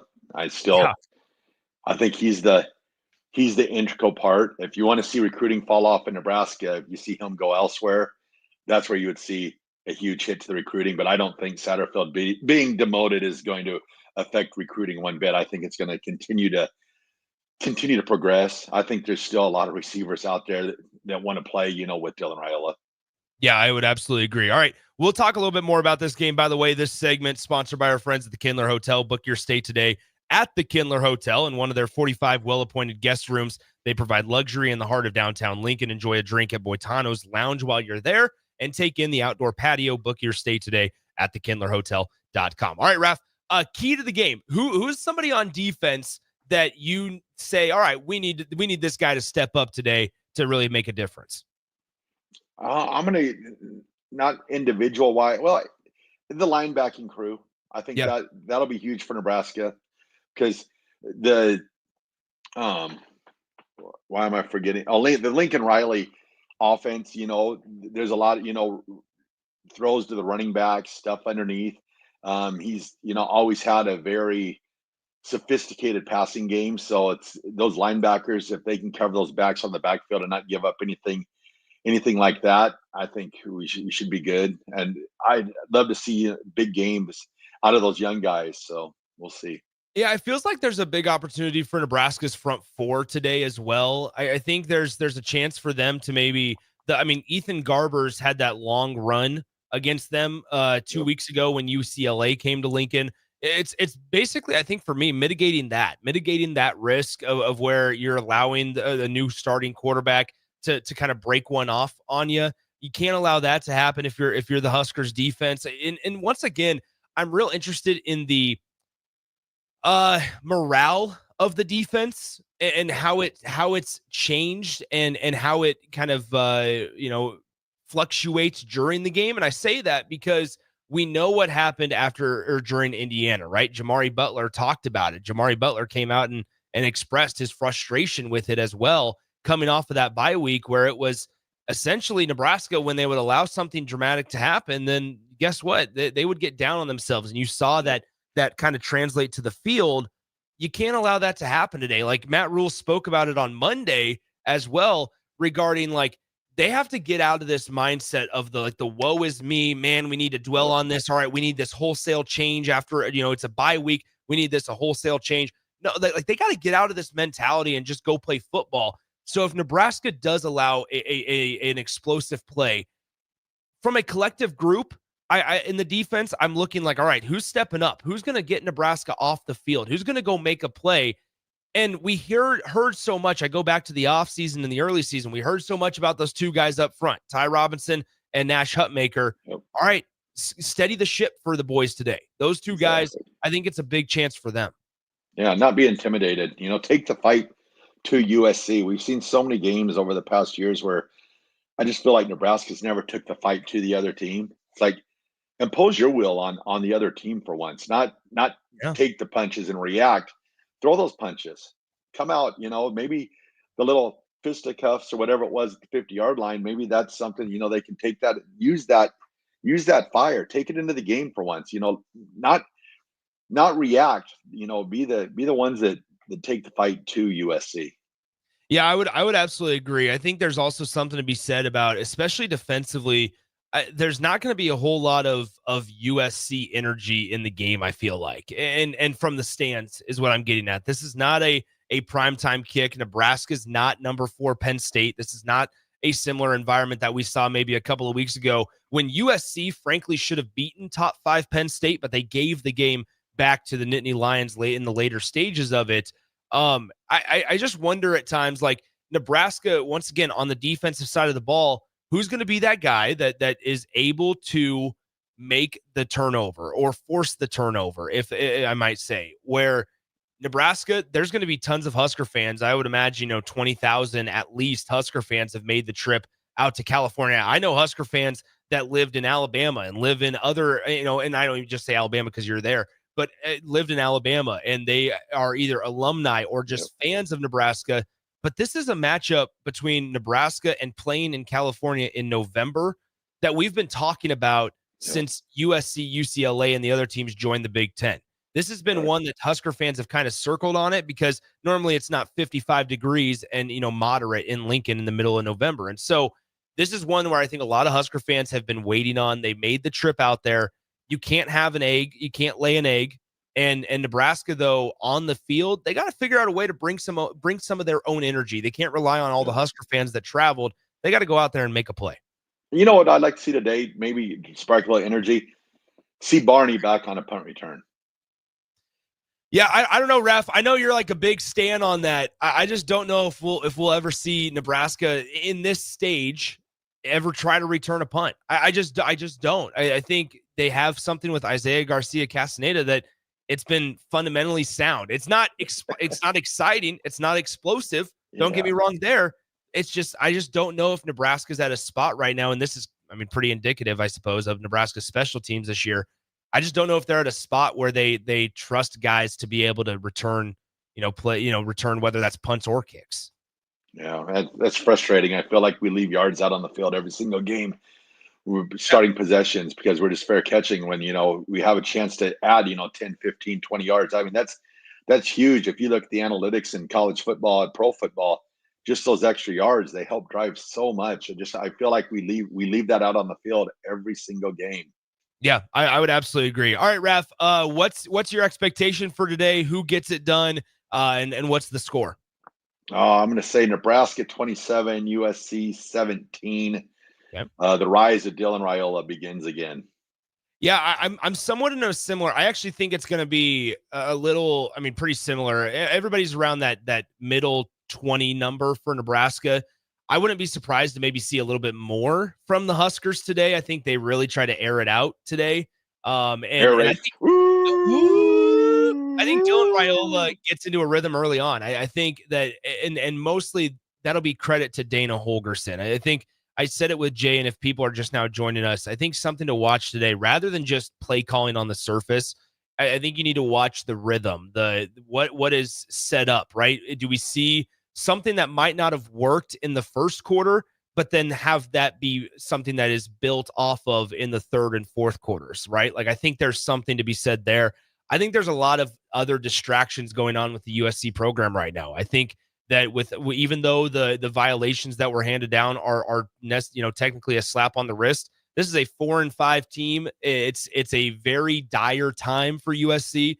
I think they look at this one as a must win as well, the same way that Nebraska fans are looking at it right now. And so time is running out, I think, on Lincoln Riley.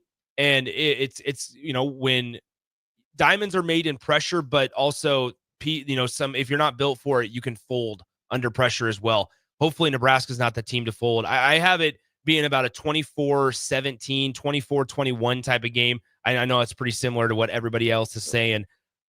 Does Nebraska win? I would like to say yes. I worry about the roller coaster of emotions on that defensive side of the ball, Raph. I do. And so I'll pick Nebraska. I don't feel that confident about it, but I'll pick Nebraska to get the job done today. And I think if they win this one, I think they win the next one and potentially sets up a pretty interesting one against Iowa. I'm not trying to be facetious there. I just think Nebraska is better than a lot of the teams on their schedule. But as we've seen the last couple of weeks, just because you're better on paper doesn't mean a whole lot. Yeah, it's going to be interesting just to watch the play calling too, like you said, to see. I mean, he has that experience and he has the numbers. He's put up some very prolific offenses, so it'll be fun to watch him call a game just from a different point. Yeah, this is where I'm also like, I hope that we get to see at times, and this is a game that I'll be interested to look at the all 22 when it's all said and done. Because, and I say that simply because the all 22 cam, basically from up top where you can see all 22 players, is what I'm referencing. Because I think there's a way Dana Holgorsen can hopefully simplify it for Dylan Raiola to where he either gives him just one read where it's, if this isn't there, you're going to check it down or you're going to take off, or there's kind of levels to it. We've talked extensively, especially at the start of the year, about the varying types of receivers that Nebraska has. You have a Jamal Banks who you would like to be a little more trusty hands, maybe not so explosive vertically, but can be a reliable target. You have Isaiah Noyer who can stretch the field a little bit. And then Ja'Cory Barney's kind of the guy that Nebraska relies on to do kind of everything for him. Catch balls across the middle, maybe air it out a little bit as well. Giving Dylan Raiola not only a short option, but an intermediate option and maybe even a deeper option on the same play, spread USC out, allow maybe some of those athletes. The offensive line obviously needs to hold up, but if you spread USC's defense out, trust that Dylan Raiola can deliver the mail. I think those are the type of things. Give Dylan Raiola a couple of different options, and that's going to be something to certainly go back, whether Nebraska loses or wins today, something that I'll probably be watching for when we go back and watch the tape on Sunday morning. So we'll see what happens, but Raph and I are in similar spots. Raph, final thoughts on this one? Just excited. Like I said, just excited to watch the play calling. Nebraska, bring the fight to them right away. Don't have to respond. Just come out and fight right away. I'm excited to see like a Nebraska USC helmet matchup though. Like I'm ready to see that again. Like I was 6 years old when they played in 07 and USC came to town and it wasn't fun. I miss those that type of view. So I'm excited to see the Nebraska USC just like, visible matchup. And remember, Nebraska has never beat USC. They're 0-4-1. So there you go. We need to get a victory. Interesting statistic there. All right, that'll do it for us. Nick Sander, Chris Raff saying so long for now. By the way, this segment sponsored by our friends at the Kindler Hotel. 45 well-appointed guest rooms over there, plus the Boitano's Lounge. Great cocktails, great drinks over there in the Boitano's Lounge. Book your stay today at thekindlerhotel.com. Austin Norman, Eric Strickland coming up next, right here on the A1 Automotive Ticket Tailgate pregame show on 93.7 The Ticket and theticketfm.com. If you want to order like a champ, it's action off the field you need to focus on. The only play you're running is chicken. So what combo are you picking? Make it a perfect season. We've got tailgates of hand-battered, cooked-to-order chicken fingers and cane sauce, and jugs of freshly made tea and lemonade. All available to order online or on our app. Touchdown! This season is about to be unbeatable. Raising Cane's Chicken Fingers, one love. This is Shane Podliska, mortgage lender at Lincoln Federal Savings Bank. I'm here to help you achieve your goal, the American dream of home ownership. Whether you're buying your first home or looking to refinance, I've got the experience and know-how to make it happen. So let's tackle this together. Call me, Shane Podliska, and let's get you into the end zone of home ownership. Member FDIC, Equal Housing Lender. Go Big Red. Personal banking like you remember. Black Friday savings all month long. From appliances to mattresses, the savings can be found at Schaefer's. For a limited time, you can save $200 on a legendary Speed Queen pair of your own, including new black models with a 7-year warranty. These American-made machines are built on a solid foundation to outlast the competition. Every day is Black Friday in November, now at Schaefer's. Ready to hit the road in style? Liberty First Credit Union is revving up your ride with unbeatable auto loan specials. Cruise away with rates as low as 4.79% APR for 48 months on a 2020 or newer vehicle. Need a longer term? No worries. They've got you covered with 4.89 APR for 60 months and 4.99 APR for 72 months. Hurry, these rates are cruising fast, so don't get left in the dust. Visit LibertyFirstCU.com. Credit factors apply. Rates, terms, and conditions subject to change. Mindle Footwear is your solution against sore feet, blisters, and poor footing. Don't just take our word for it. Take it from Sip, who said he's never had a pair of boots more comfortable. You won't find Mindle Footwear in any store sold exclusively at MindleUSA.com right out of Sidney, Nebraska. They're so confident you will enjoy the comfort their boots offer. If they don't work out for you, they'll cover the shipping to return them. Use code THETICKET for free shipping because your feet deserve a treat too. Mindle boots, just try them on. When you need a new water heater, nothing beats the ProLine family of water heaters from A.O. Smith. ProLine models are built using commercial-grade components, meaning they're built to help you tackle your toughest days. No matter if you need a gas or electric model, A.O. Smith has a ProLine unit for you. A.O. Smith, innovation has a name. Call Patriot Plumbing at 402-464-7411 for a great deal on a water heater today. Again, that's 402-464-7411. Hey, bestie! Whoa, how'd you snag that awesome set of wheels? I'm in the market for a new car, too. My friends at Members Own Credit Union. You're always in the driver's seat when it comes to your finances at Members Own. Always in the driver's seat, huh? Yep. They set you up with a loan that makes sense for your budget with great rates and top-notch customer service to boot. Looks like we're going to need to make a pit stop. Let's go. I'll drive. Hit the road to financial success and explore auto loan options with your best financial friend, Members Own Credit Union. For details, go to membersowncu.org/drive. Federally insured by the NCUA. The Kindler Hotel in downtown Lincoln is a boutique hotel experience unlike any other in the area. Their 45 well-appointed rooms take inspiration from the history of Lincoln. Their double queen rooms are great for guests traveling with family, and the suites are great for a business trip or romantic getaway. No trip to the Kindler is complete without a handcrafted cocktail from Boitano's Lounge on the main floor, with comfortable seating options both inside and on the outside patio. Book your room today at thekindlerhotel.com in Lincoln at 11th and P. Hi everyone, Kendall Warnock with A1 Automotive in downtown Lincoln.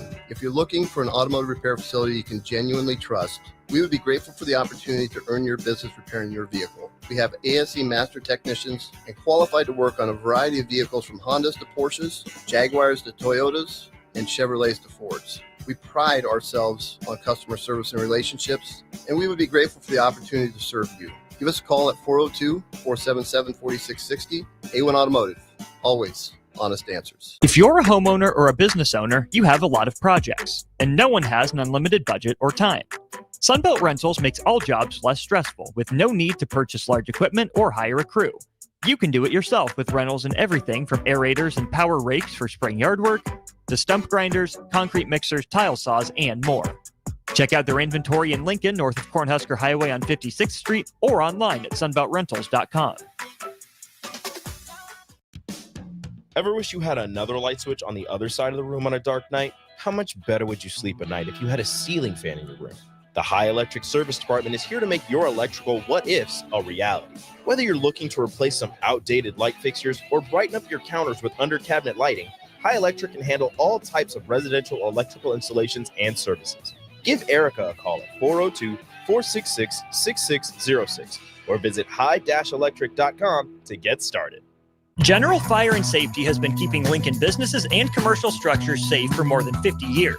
From a simple fire extinguisher to full fire suppression systems, Lincoln has trusted General Fire and Safety to provide top-of-the-line products, installation, and maintenance. If you're starting a new business in a brand new building, call on General Fire and Safety to help you plan a fire safety system that fits the specific needs of your business, employees, and customers. Call General Fire and Safety today at 402-261-0116. Back to the A1 Automotive Ticket Tailgate Pregame Show on 93.7 The Ticket and theticketfm.com. Brought to you by Raising Cane's. Welcome into the A1 Automotive Ticket Tailgate Pregame Show segment. That is brought to you by our friends at Raising Cane's. Order like a champ with the Raising Cane's mobile app or online at raisingcanes.com, and you'll be able to feed the whole team this football season with cooked-to-order chicken fingers, crispy crinkle-cut fries, buttery Texas toast, the reigning MVP, that signature Cane's sauce. Game days are better with Cane's. Raising Cane's chicken fingers, one love. I'm Austin Norman, and my partner Eric Strickland just got up and walked away. Hopefully he'll be back soon. There he is. Stricky's back. Hey, Stricky, how you doing? I just had to get a little. I had to add a little more light to the room. It was looking really dark in here, so I just added an extra light real quick. Stricky, you are the light in every room you walk into, my friend. My man, I appreciate you. I'm hoping that we can light a fuse under these Cornhuskers to get them to come out and get into the game early with the same type of intensity that we had when we played Colorado right from the start. Just energy, not lethargic, not trying to rev your engine up, come ready. And that's what we're hoping for today. So hopefully that's going to be the light of the fire that we're going to see. I'm with you on that one, Strick. We'll start with this. Some recently breaking news. Ramir Johnson listed as out today for Nebraska, alongside a guy like Tristan Alvano, Turner Corcoran, and Tyler Kanak are the other guys listed as out on the availability report. A bit of a loss for Nebraska that Ramir Johnson is out. We've seen him, in kind of a rotating role with Dante Dowdell and Emmett Johnson there. I'll be curious to see who the third running back is, but I think even more so in light of Dana Holgerson's promotion and insertion into the coaching roster as offensive coordinator, Ramir Johnson's a versatile piece that you'd think a guy like Dana Holgerson, you'd think would maybe be able to get some mileage out of. Yeah. So who's going to fill that void? We're still not overly aware on what Dowdell can do in the passing game. We know that he can handle himself in the screen game. But which one is going to step up? Is it going to be Irving? Is it going to be Johnson? Is it going to not Ramir, but Emmett? Mm-hmm. Or who's going to be able to get involved in that part of the game? So Ramir is definitely a piece where we know he's pretty skilled out of the backfield and catching balls and being able to get into the pass game. So again, it's just another piece of this puzzle of unknown. It's similar to what we do sometimes if you're an old school person, where we used to go into the stores and we would buy these puzzles. Some of you still do it today. You just pour it on the table and you're just like, okay, where do we start? That's kind of what it feels like for today. It's a big puzzle laying out there. We don't know how it's all going to fit together right now, and even where it's going to start. And so that's where we're hoping that we can at least find the starting points for this game and how they're going to play it out, what the offense is going to look like, so forth and so on. Let's talk about our expectations for this offense under new leadership of Dana Holgerson. I think the first thing first, Strick, is just kind of that overarching sort of style, right? It's not going to go away from what we've seen, right? Maybe a few new plays and concepts installed, but overall the scheme and the plays are going to be the same.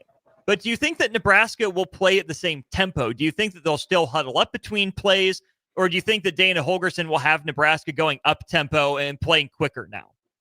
Well, definitely their 2-minute offense is not very good. Hasn't been very good. It's not since non-con. It's kind of, it's like, huddle.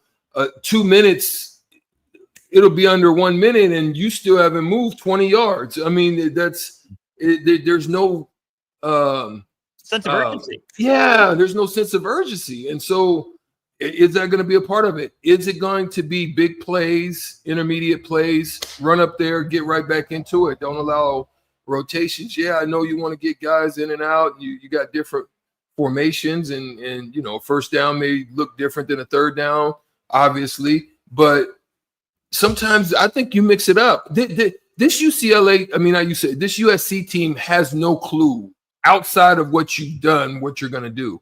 And that's part of the chess game or the strategy of this whole thing is figuring out a way to throw them out and force them to adjust. Even if you want to get into your regular stuff, your controlled offense or what you're used to running and how you're used to running it, I would throw wrinkles at them in the first quarter, have them looking to make adjustments, and then you get back into your regular, and now all of a sudden you still flip them up because they got to make more and more adjustments.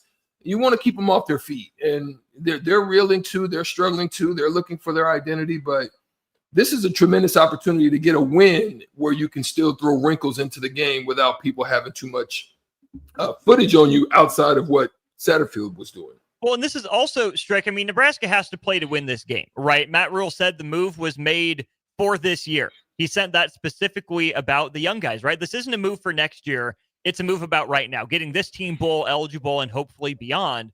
But Strick, I do think to your point about this can still be a game for set up. Nebraska can set up what it wants to do against Wisconsin and Iowa by both what it shows against USC and what it holds back against USC, right? So yes, it's about this game. Nebraska needs to do everything in its power to win this game, get bowl eligible, leave no doubt before these last two games. But this is where, again, I think we can maybe see some bigger picture thinking from Dana Holgorsen that never really came to fruition in any meaningful way under Marcus Satterfield. Is it's one thing to call plays. It's another thing to call a game, and it's a whole other thing to be an offensive coordinator. What do we want the plan to be for the rest of the season, right? Dana Holgorsen had to dive into the details about who his players are specifically, what plays they have, what terminology they have. He has to be fully invested in this game, right? Calling plays in the moment, not getting carried away. But what he can do today can set up quite a bit for the next couple weeks to come as well. Yeah, that is true. That's a true statement. It can. It's kind of like getting a fresh start, but without a change of your foundation. You can keep the foundation even in a house. If you have a foundation that's laid and it's already said, you don't have to. If you're going to make adjustments to the house, you're going to remodel the house. You're going to change what's going on at this specific house.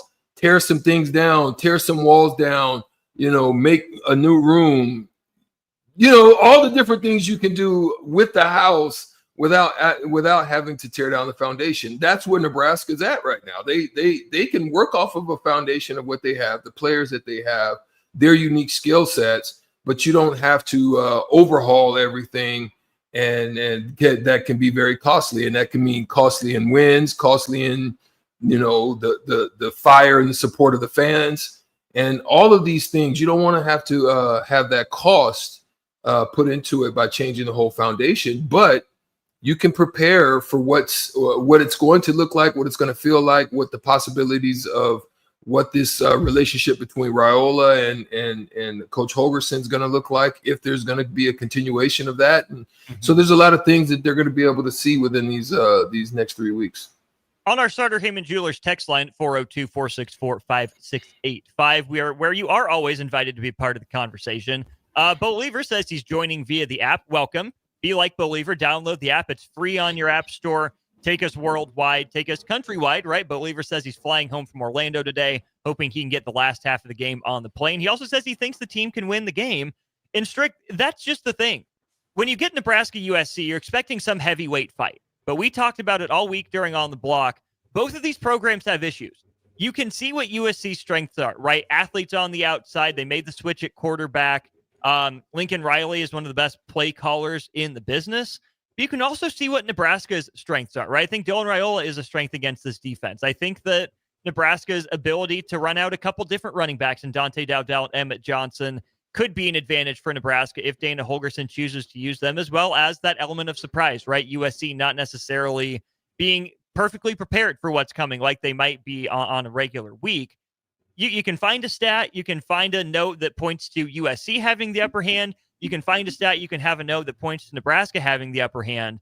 But Strick, what I want to see today, what I'm curious to see today is if this can be a 4-quarter game.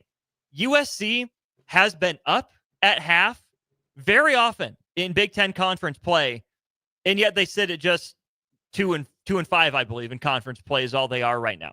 USC lets leads slip away, but so does Nebraska. I think if Nebraska is going to get over the hump of that fourth quarter, right, of being up and letting a lead slip away or of being down and not being able to come back, I would love to see Nebraska involved in a 4-quarter game and go out and win one against a brand name like USC, especially on the road. Am I confident it would happen? No. But if it's a perfect universe, a perfect scenario for Nebraska, to me, it comes down to this team going on the road against a brand name program and winning a game in the fourth quarter. Yeah, and again, I love what you said there, but I don't want to limit it even to that because why? We have not even seen a full game played out of Nebraska at this point. Yes, we've seen quarters. Yes, we've seen series, both offensively and defensively. We've seen those things from the University of Nebraska, but we haven't seen a complete game where from start to finish, they were locked in, they were focused, the mistakes were minimal. Not many penalties, just a lot of things that were required to play a full game. Not killing drives by having dumb penalties. Your second and or your third and 4 have a penalty. Your third and 15 or 12 or you know what I'm saying. That stuff's been happening to them a lot. So they've got to eliminate that, play a full game, be absolutely focused. That's what it's going to take to go on the road, as you said, against a storied program like USC itself in their home. They're going to have a lot of pride.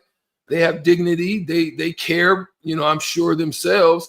And so they don't want it to happen to where someone that they feel can get them back on the right track with a win, they feel that they can get right there at home. Nebraska struggling in the same manner. So this is one that they're going to play their hearts out and not going to let get away just easy.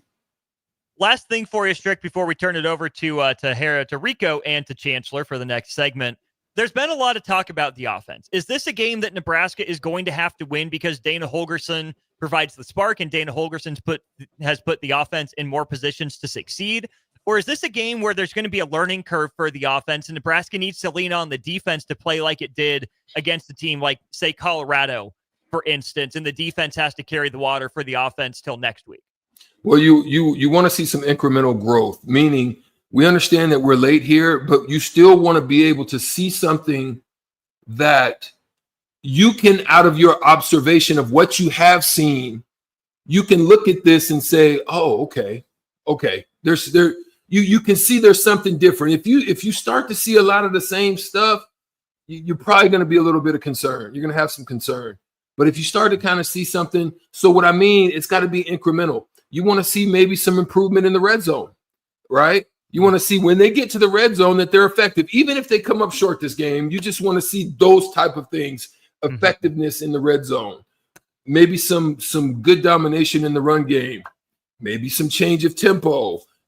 Something you want to be able to see that you can sit back and say, okay, they fought.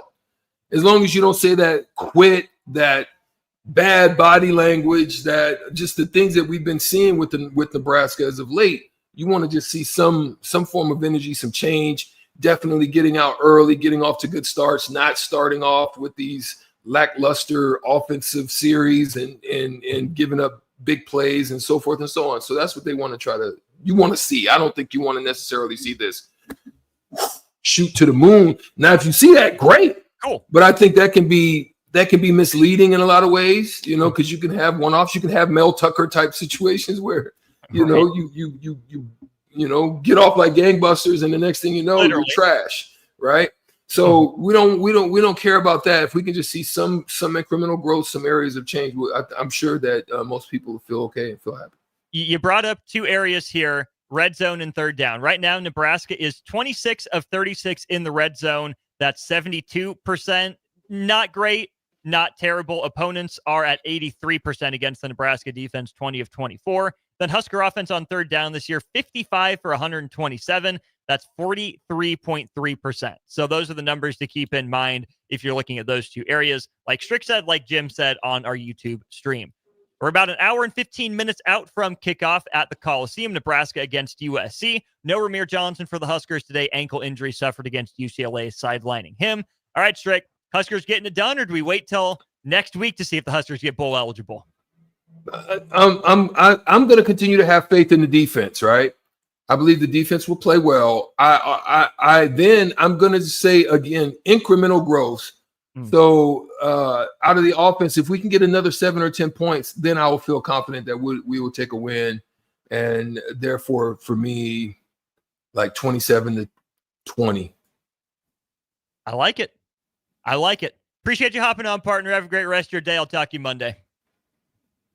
That's E-Strick. I'm Austin. This segment of the A1 Automotive Ticket Tailgate Pregame Show is brought to you by our friends at Canes. Order like a champ with the Raising Canes mobile app or online at RaisingCanes.com. Game days are better with Canes. Raising Canes Chicken Fingers. One love. For Strick, I'm Austin. Don't go anywhere. We got Rico and Chancellor Brunton coming up next. At Jimmy John's, we don't make sandwiches. We make the sandwich of sandwiches. We use fresh veggies because we don't hate salads. We just feel bad for them. We make our sandwiches exactly how you want because you're the one who's eating it. And we bake bread all day, every day, because stale bread isn't bread. It's croutons. Sandwich history is written by the victors. Good thing we have legible handwriting. Jimmy John's, the sandwich of sandwiches. Order pickup or delivery on the app. General Fire and Safety has been keeping Lincoln businesses and commercial structures safe for more than 50 years. From a simple fire extinguisher to full fire suppression systems, Lincoln has trusted General Fire and Safety to provide top-of-the-line products, installation, and maintenance. If you're starting a new business in a brand new building, call on General Fire and Safety to help you plan a fire safety system that fits the specific needs of your business, employees, and customers. Call General Fire and Safety today at 402-261-0116. Attention students and anyone else looking for a great deal. Sun Valley Lanes and Games has the ultimate weeknight special. For just $15.95, enjoy unlimited bowling, lucky putt mini golf, and laser tag. Flash your college ID at check-in to receive $2 off your admission. It's the perfect way to unwind Sunday through Thursday nights. Check out sunvalleylanes.com for hours and availability. Sun Valley Lanes and Games, located at 321 Victory Lane. Lincoln's best place to meet, eat, and compete. Sun Valley. If you're a homeowner or a business owner, you have a lot of projects, and no one has an unlimited budget or time. Sunbelt Rentals makes all jobs less stressful with no need to purchase large equipment or hire a crew. You can do it yourself with rentals and everything from aerators and power rakes for spring yard work to stump grinders, concrete mixers, tile saws, and more. Check out their inventory in Lincoln, north of Cornhusker Highway on 56th Street, or online at sunbeltrentals.com. It's game day at Raising Cane's. If you want to order like a champ, it's the action off the field you need to focus on. The only play you're running is chicken. So what combo are you picking? Make it a perfect season. We've got tailgates of hand-battered, cooked-to-order chicken fingers and cane sauce, and jugs of freshly made tea and lemonade.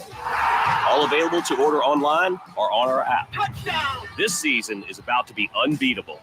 Raising Cane's Chicken Fingers. One love. Tune in to 93.7 The Ticket as soon as the clock hits 0 for the Jay Foreman postgame show. Listen to expert analysis from the Husker Hall of Famer, an 8-year NFL veteran for 90 minutes after the game.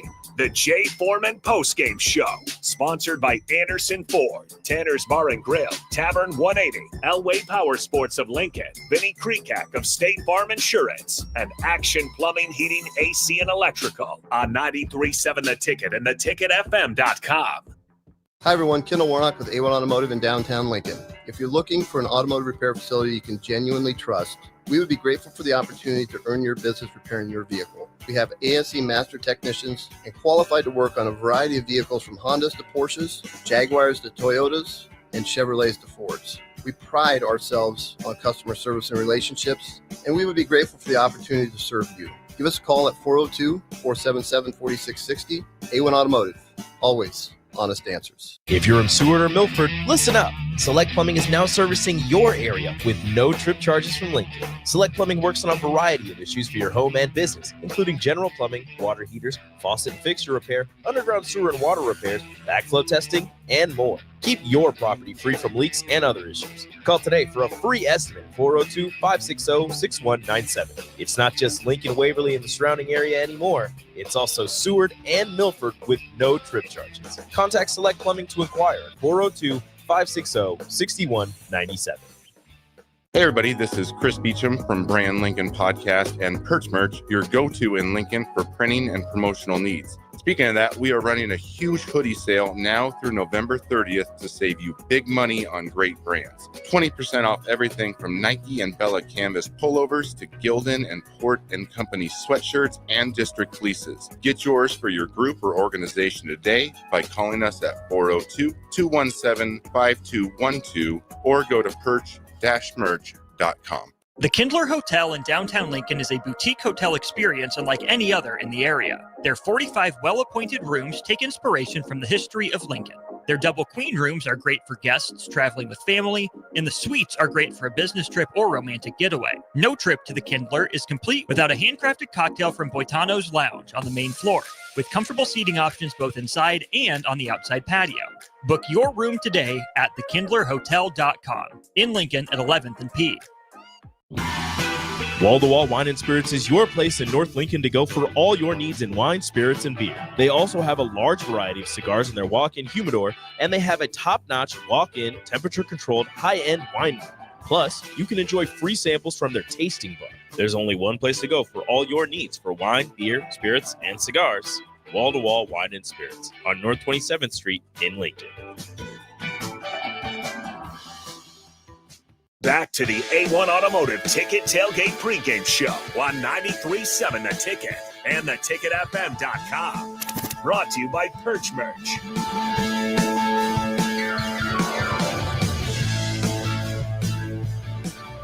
Welcome back to the A1 Automotive Ticket Tailgate Pregame Show here on 93.7 The Ticket, theticketfm.com. I am Rico, joined by the one, the only Sir Chancellor Brewington. Chancellor, how are we feeling today? I'm feeling great. Husker game day. You know, I was expecting us to be going into this game differently, obviously preseason, but I'm excited either way. There's a lot of things on the table. The Holgorsen conversation, defensive adjustments during the bye week.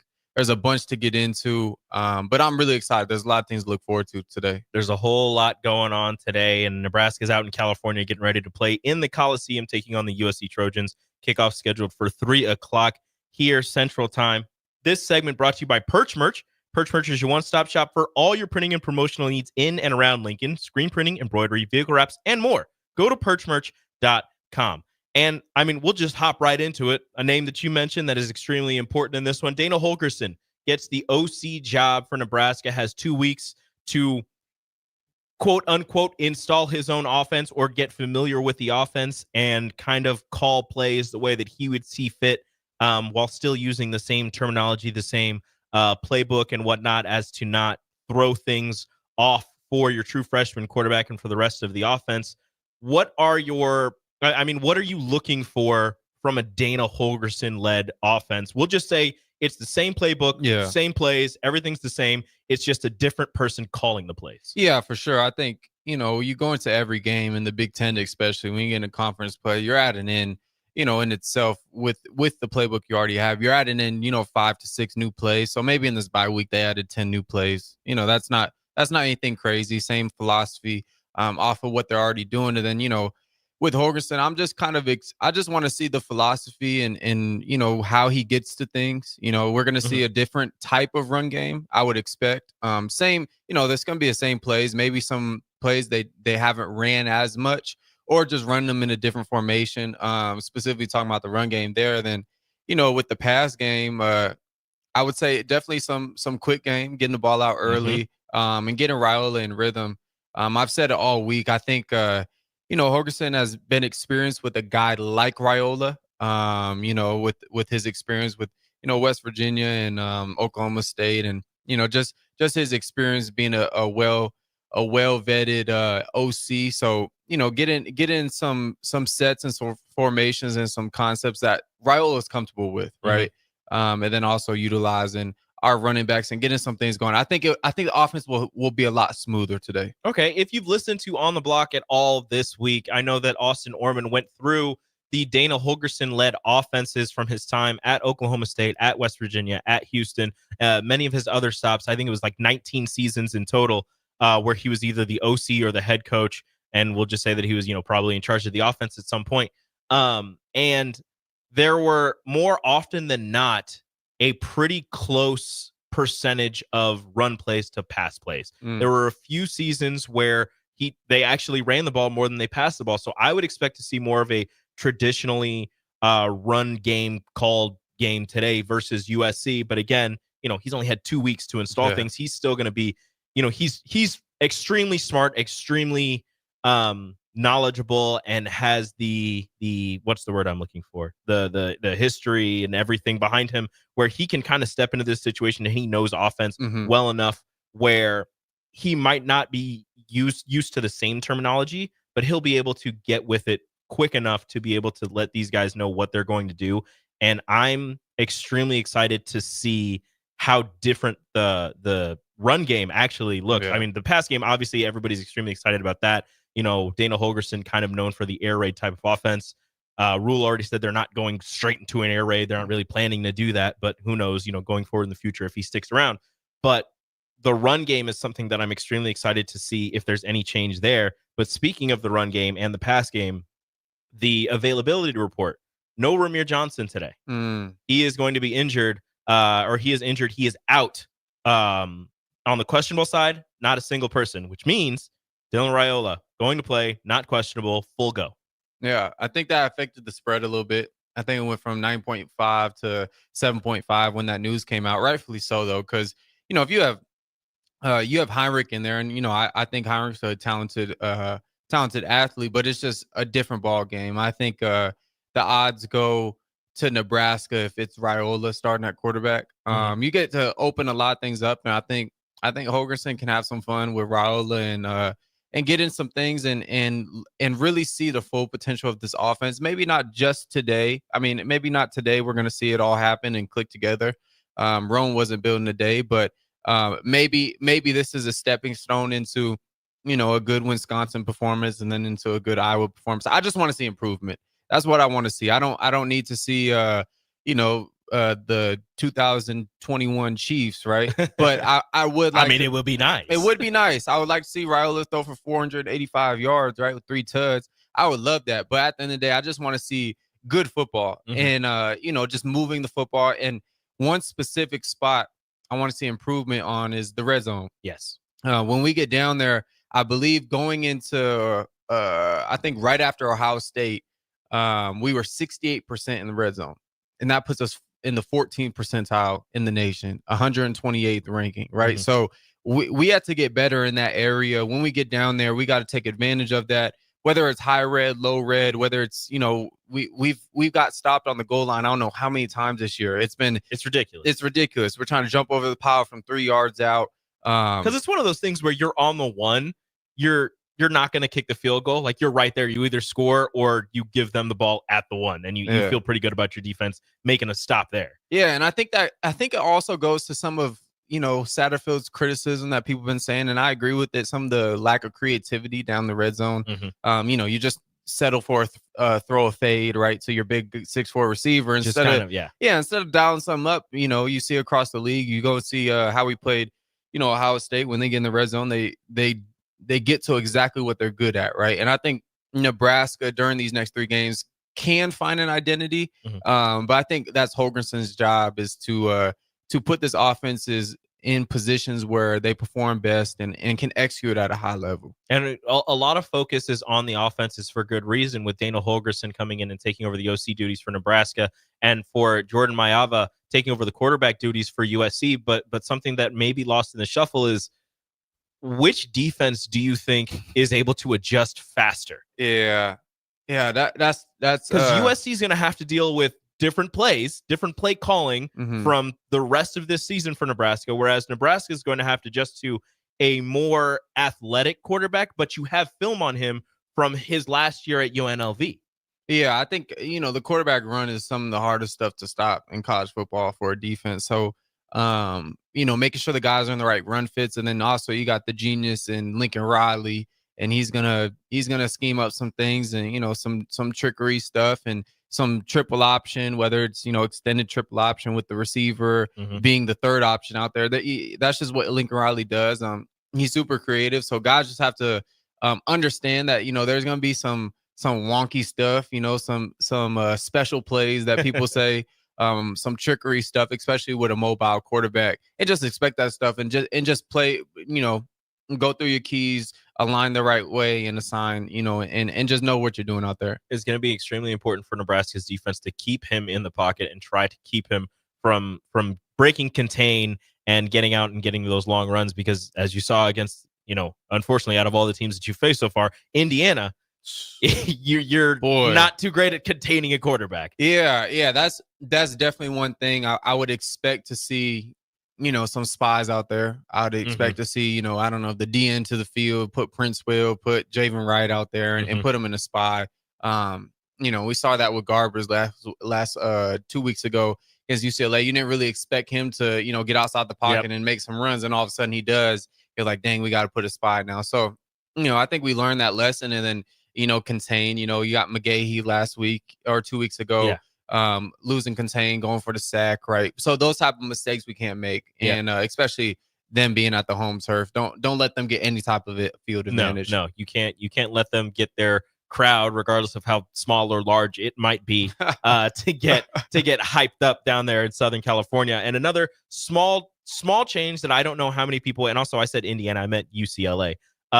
Small change that kind of went under the radar. I don't know how many people talked about it this week. Is there was a change to the depth chart earlier this week where Malcolm Hartzog is no longer at safety. He's back to corner, and and now I'm spacing. Jeremiah Charles? No, not Charles. Buford. Buford is back to safety. Okay, so they switched. They switched them back. I think to be honest, I mean, if we're being real, I think Buford is a better safety. I think that fits him better. He's a real physical guy. He can run that alley. I think that fits him a little bit better, and there's probably a scheme for that specifically. But I'm glad Malcolm's back and he's playing ball, and so the young and Tommy Hill's back, of course, right? Yes. And so I think you saw UCLA drive. They picked on Jeremiah Charles when he was in there, the freshman, getting some burn, but that type of stuff happens. Yeah. But it'll be good to see MC. MC's a playmaker. Malcolm Hartzog, he's a playmaker. No matter if he's at safety, no matter, he's a ball magnet. I think he has 4 picks already this year. Yeah, he's a ball magnet. He's a playmaker. Hopefully, he can get a couple picks today. Hopefully, Nebraska. We'll see how good the offense looks. We'll see how good USC's offense looks. Really keep an eye on those defenses and how quickly they can make adjustments as the game goes on. Because USC, regardless of what you want to think of them, they have a pretty decent defense out there in Southern California. But let's get to quick predictions and final words. Yeah, final words. I'll just say, in quick key to victories, I'll just say, don't turn the football over, especially being away. Start fast, tackle, because they got playmakers everywhere. Skill players at USC. And then I would just say finish in the red zone. I think there's going to be a lot of opportunities. Can't settle for field goals down there. Got to finish. And have fun in Cali. Have fun in Cali. I think it's going to be it was tight, man. Every week I'm wrong, Rico. I think it's going to be a 24-21 Nebraska win. Hopefully, I got my fingers crossed though.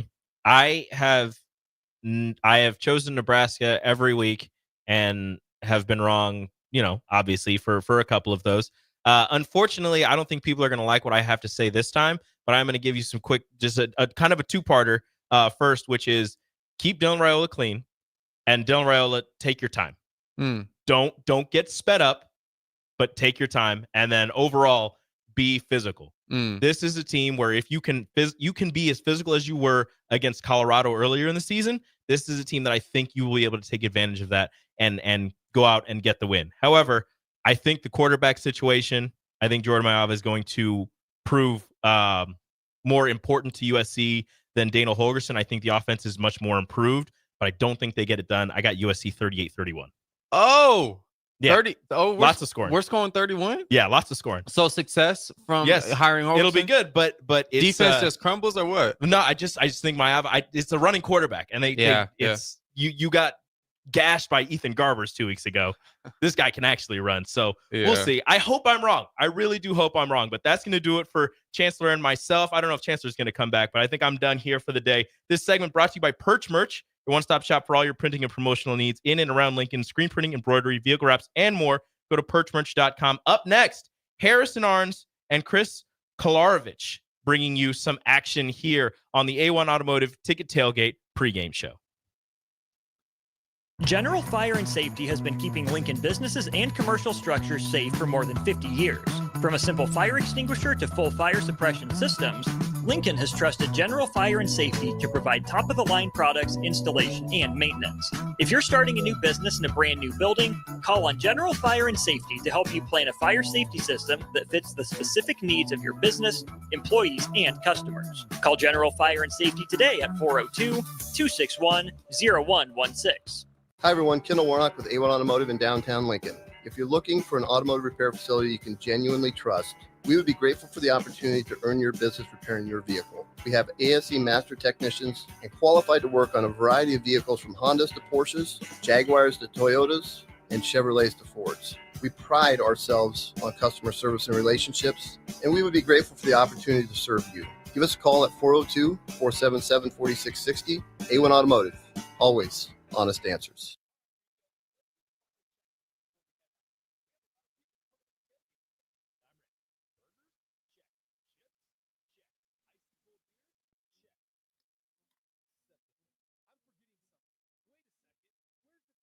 Spread. I can't stop eating it. Rico, Relax. I always pack extra. It's the biggest hit of the tailgate. For the best appetizer, party dip, and tailgate snack, load up on Fuhrer's cheese spread today in most local grocery stores. At Jimmy John's, we don't make sandwiches.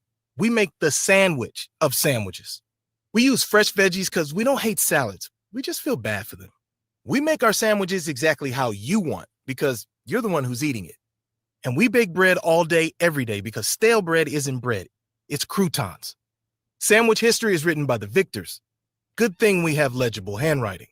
Jimmy John's, the sandwich of sandwiches.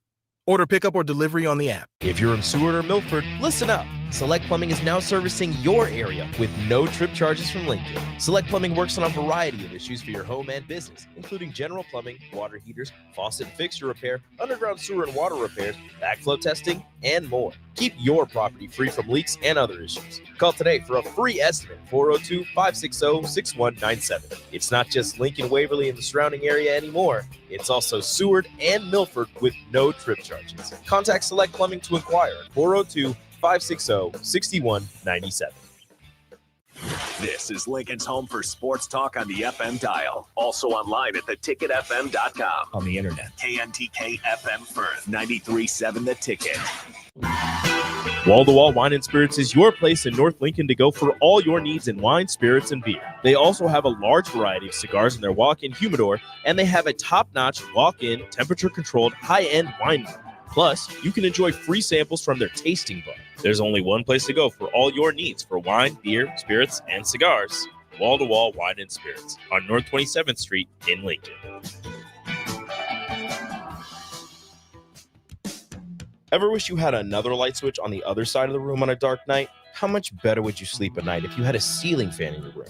The High Electric Service Department is here to make your electrical what-ifs a reality. Whether you're looking to replace some outdated light fixtures or brighten up your counters with under-cabinet lighting, High Electric can handle all types of residential electrical installations and services. Give Erica a call at 402-466-6606 or visit high-electric.com to get started.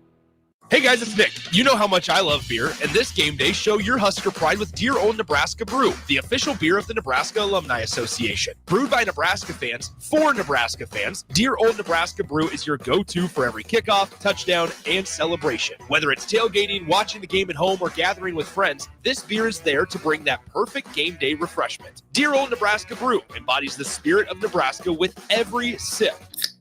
So crack one open and let the good times roll. Dear Old Nebraska Brew, the official beer of Nebraska alumni. Please drink responsibly. When you need a new water heater, nothing beats the ProLine family of water heaters from A.O. Smith. ProLine models are built using commercial-grade components, meaning they're built to help you tackle your toughest days. No matter if you need a gas or electric model, A.O. Smith has a ProLine unit for you. A.O. Smith, innovation has a name. Call Wellman Plumbing at 402-434-2400 for a great deal on a water heater today. Again, that's 402-434-2400. If you're a homeowner or a business owner, you have a lot of projects, and no one has an unlimited budget or time. Sunbelt Rentals makes all jobs less stressful with no need to purchase large equipment or hire a crew. You can do it yourself with rentals and everything from aerators and power rakes for spring yard work to stump grinders, concrete mixers, tile saws, and more. Check out their inventory in Lincoln, north of Cornhusker Highway on 56th Street, or online at sunbeltrentals.com. It's game day at Raising Cane's. If you want to order like a champ, it's action off the field you need to focus on. The only play you're running is chicken. So what combo are you picking? Make it a perfect season. We've got tailgates of hand-battered, cooked-to-order chicken fingers and cane sauce, and jugs of freshly made tea and lemonade. All available to order online or on our app. Touchdown! This season is about to be unbeatable. Raising Cane's Chicken Fingers, one love. Hey, bestie. Whoa, how'd you snag that awesome set of wheels? I'm in the market for a new car, too. My friends at Members Own Credit Union. You're always in the driver's seat when it comes to your finances at Members Own. Always in the driver's seat, huh? Yep. They set you up with a loan that makes sense for your budget with great rates and top-notch customer service to boot. Looks like we're going to need to make a pit stop. Let's go. I'll drive. Hit the road to financial success and explore auto loan options with your best financial friend, Members Own Credit Union. For details, go to membersowncu.org/drive. Federally insured by the NCUA. Back to the A1 Automotive Ticket Tailgate Pregame Show on 93.7 The Ticket and theticketfm.com. Brought to you by Select Plumbing.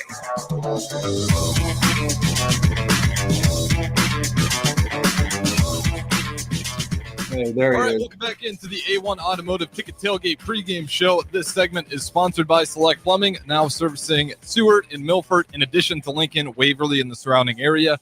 For any plumbing issues, call Select Plumbing at 402-542-5319. We bring in the former Husker on this segment, Chris Kolarvik, as we were just about an hour away from kickoff at Memorial Coliseum, Nebraska, taking on USC. USC 2 games away from going bowling. Nebraska obviously just needs the one. Chris Kolarvik, how's it going on this Saturday, and how are we feeling heading into this one? Hey, I'm doing fantastic. I'm over here on my couch. I couldn't make it into Lincoln today. I'm in Omaha at my apartment. I'm watching this Colorado-Utah game. Colorado actually just fumbled. I don't know if you got the game on, but they might be in trouble. It's been interesting. Okay, this is what's something that's on my mind football-wise right now is what's been interesting to me. Matt Rule and Deion Sanders got hired at the exact same time. So it's been a little bit of – there's going to be some comparison between the two. And it's been cool to see how each program has developed as those two coaches have gotten integrated into their systems. And I'll be honest with you, Deion Sanders seems to be taking – I find that when I watch Nebraska, I feel like the losses tend to spiral. And I think that Deion does a really good job of taking losses and moving forward. And I don't know what that is exactly, but that's an observation that I've made because look, Nebraska, they beat Colorado pretty handily. 28-0 at half, didn't really have to try in the second half. The game didn't last very long.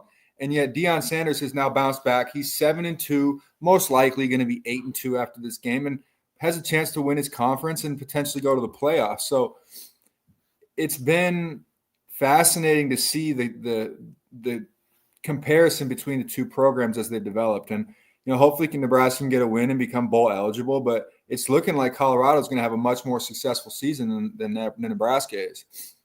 Yeah, and the crazy thing is you wouldn't expect that, to your point, because we beat the brakes off them early in the year. Exactly. And you look at this Nebraska team after that game, like this is clearly going to be the stronger program with year 2 of said coach.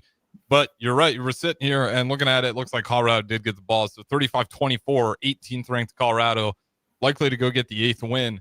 And I'll ask you this, because you've actually played there and now you're watching it as a spectator, as part of the media from the side. What sticks out to me about Nebraska is like it might be one of the hardest places to lose at. And I wonder if that's why these seasons have spiraled the way they have, is when you lose at Nebraska, it's not like other college football programs where like the fan engagement goes down if you're just not winning games. It goes up. Like more and more people tune in to figure out what the hell's going on. That's what's so crazy is I think what you just said is I think we've talked about this on the show before. I don't know if I've talked about it with you but the fan engagement literally goes up when they lose. Yeah. It's one of the most interesting things I've ever seen. Like people watch and talk about the Huskers more when they lose. And I don't know if it's I don't know if it's like that anywhere else in the country, but they get more engagement on Twitter. They get more people watching the games when they lose. And it's almost like when you drive by a car crash and everybody's watching the car crash, and Nebraska's just been the car crash for the last 8 years. And I wish it wasn't like that, but yeah, it's very troubling to see how things spiral. And I think that feeds into the spiraling when you get a team that's struggling and then you get more and more people watching. Yeah, and it's simple as BJ in Wichita, we're sick of losing. And that's part of it, right? Rule's taking on baggage of years prior. And it's this fan base. And this fan base deserves a win. So everyone's sick and tired of losing. I'm sure you yourself in the locker room, the players around you, were never happy heading into the locker room after a loss. Like everyone's tired of it. Have you ever seen a program hire a new OC in week 9 or week 10?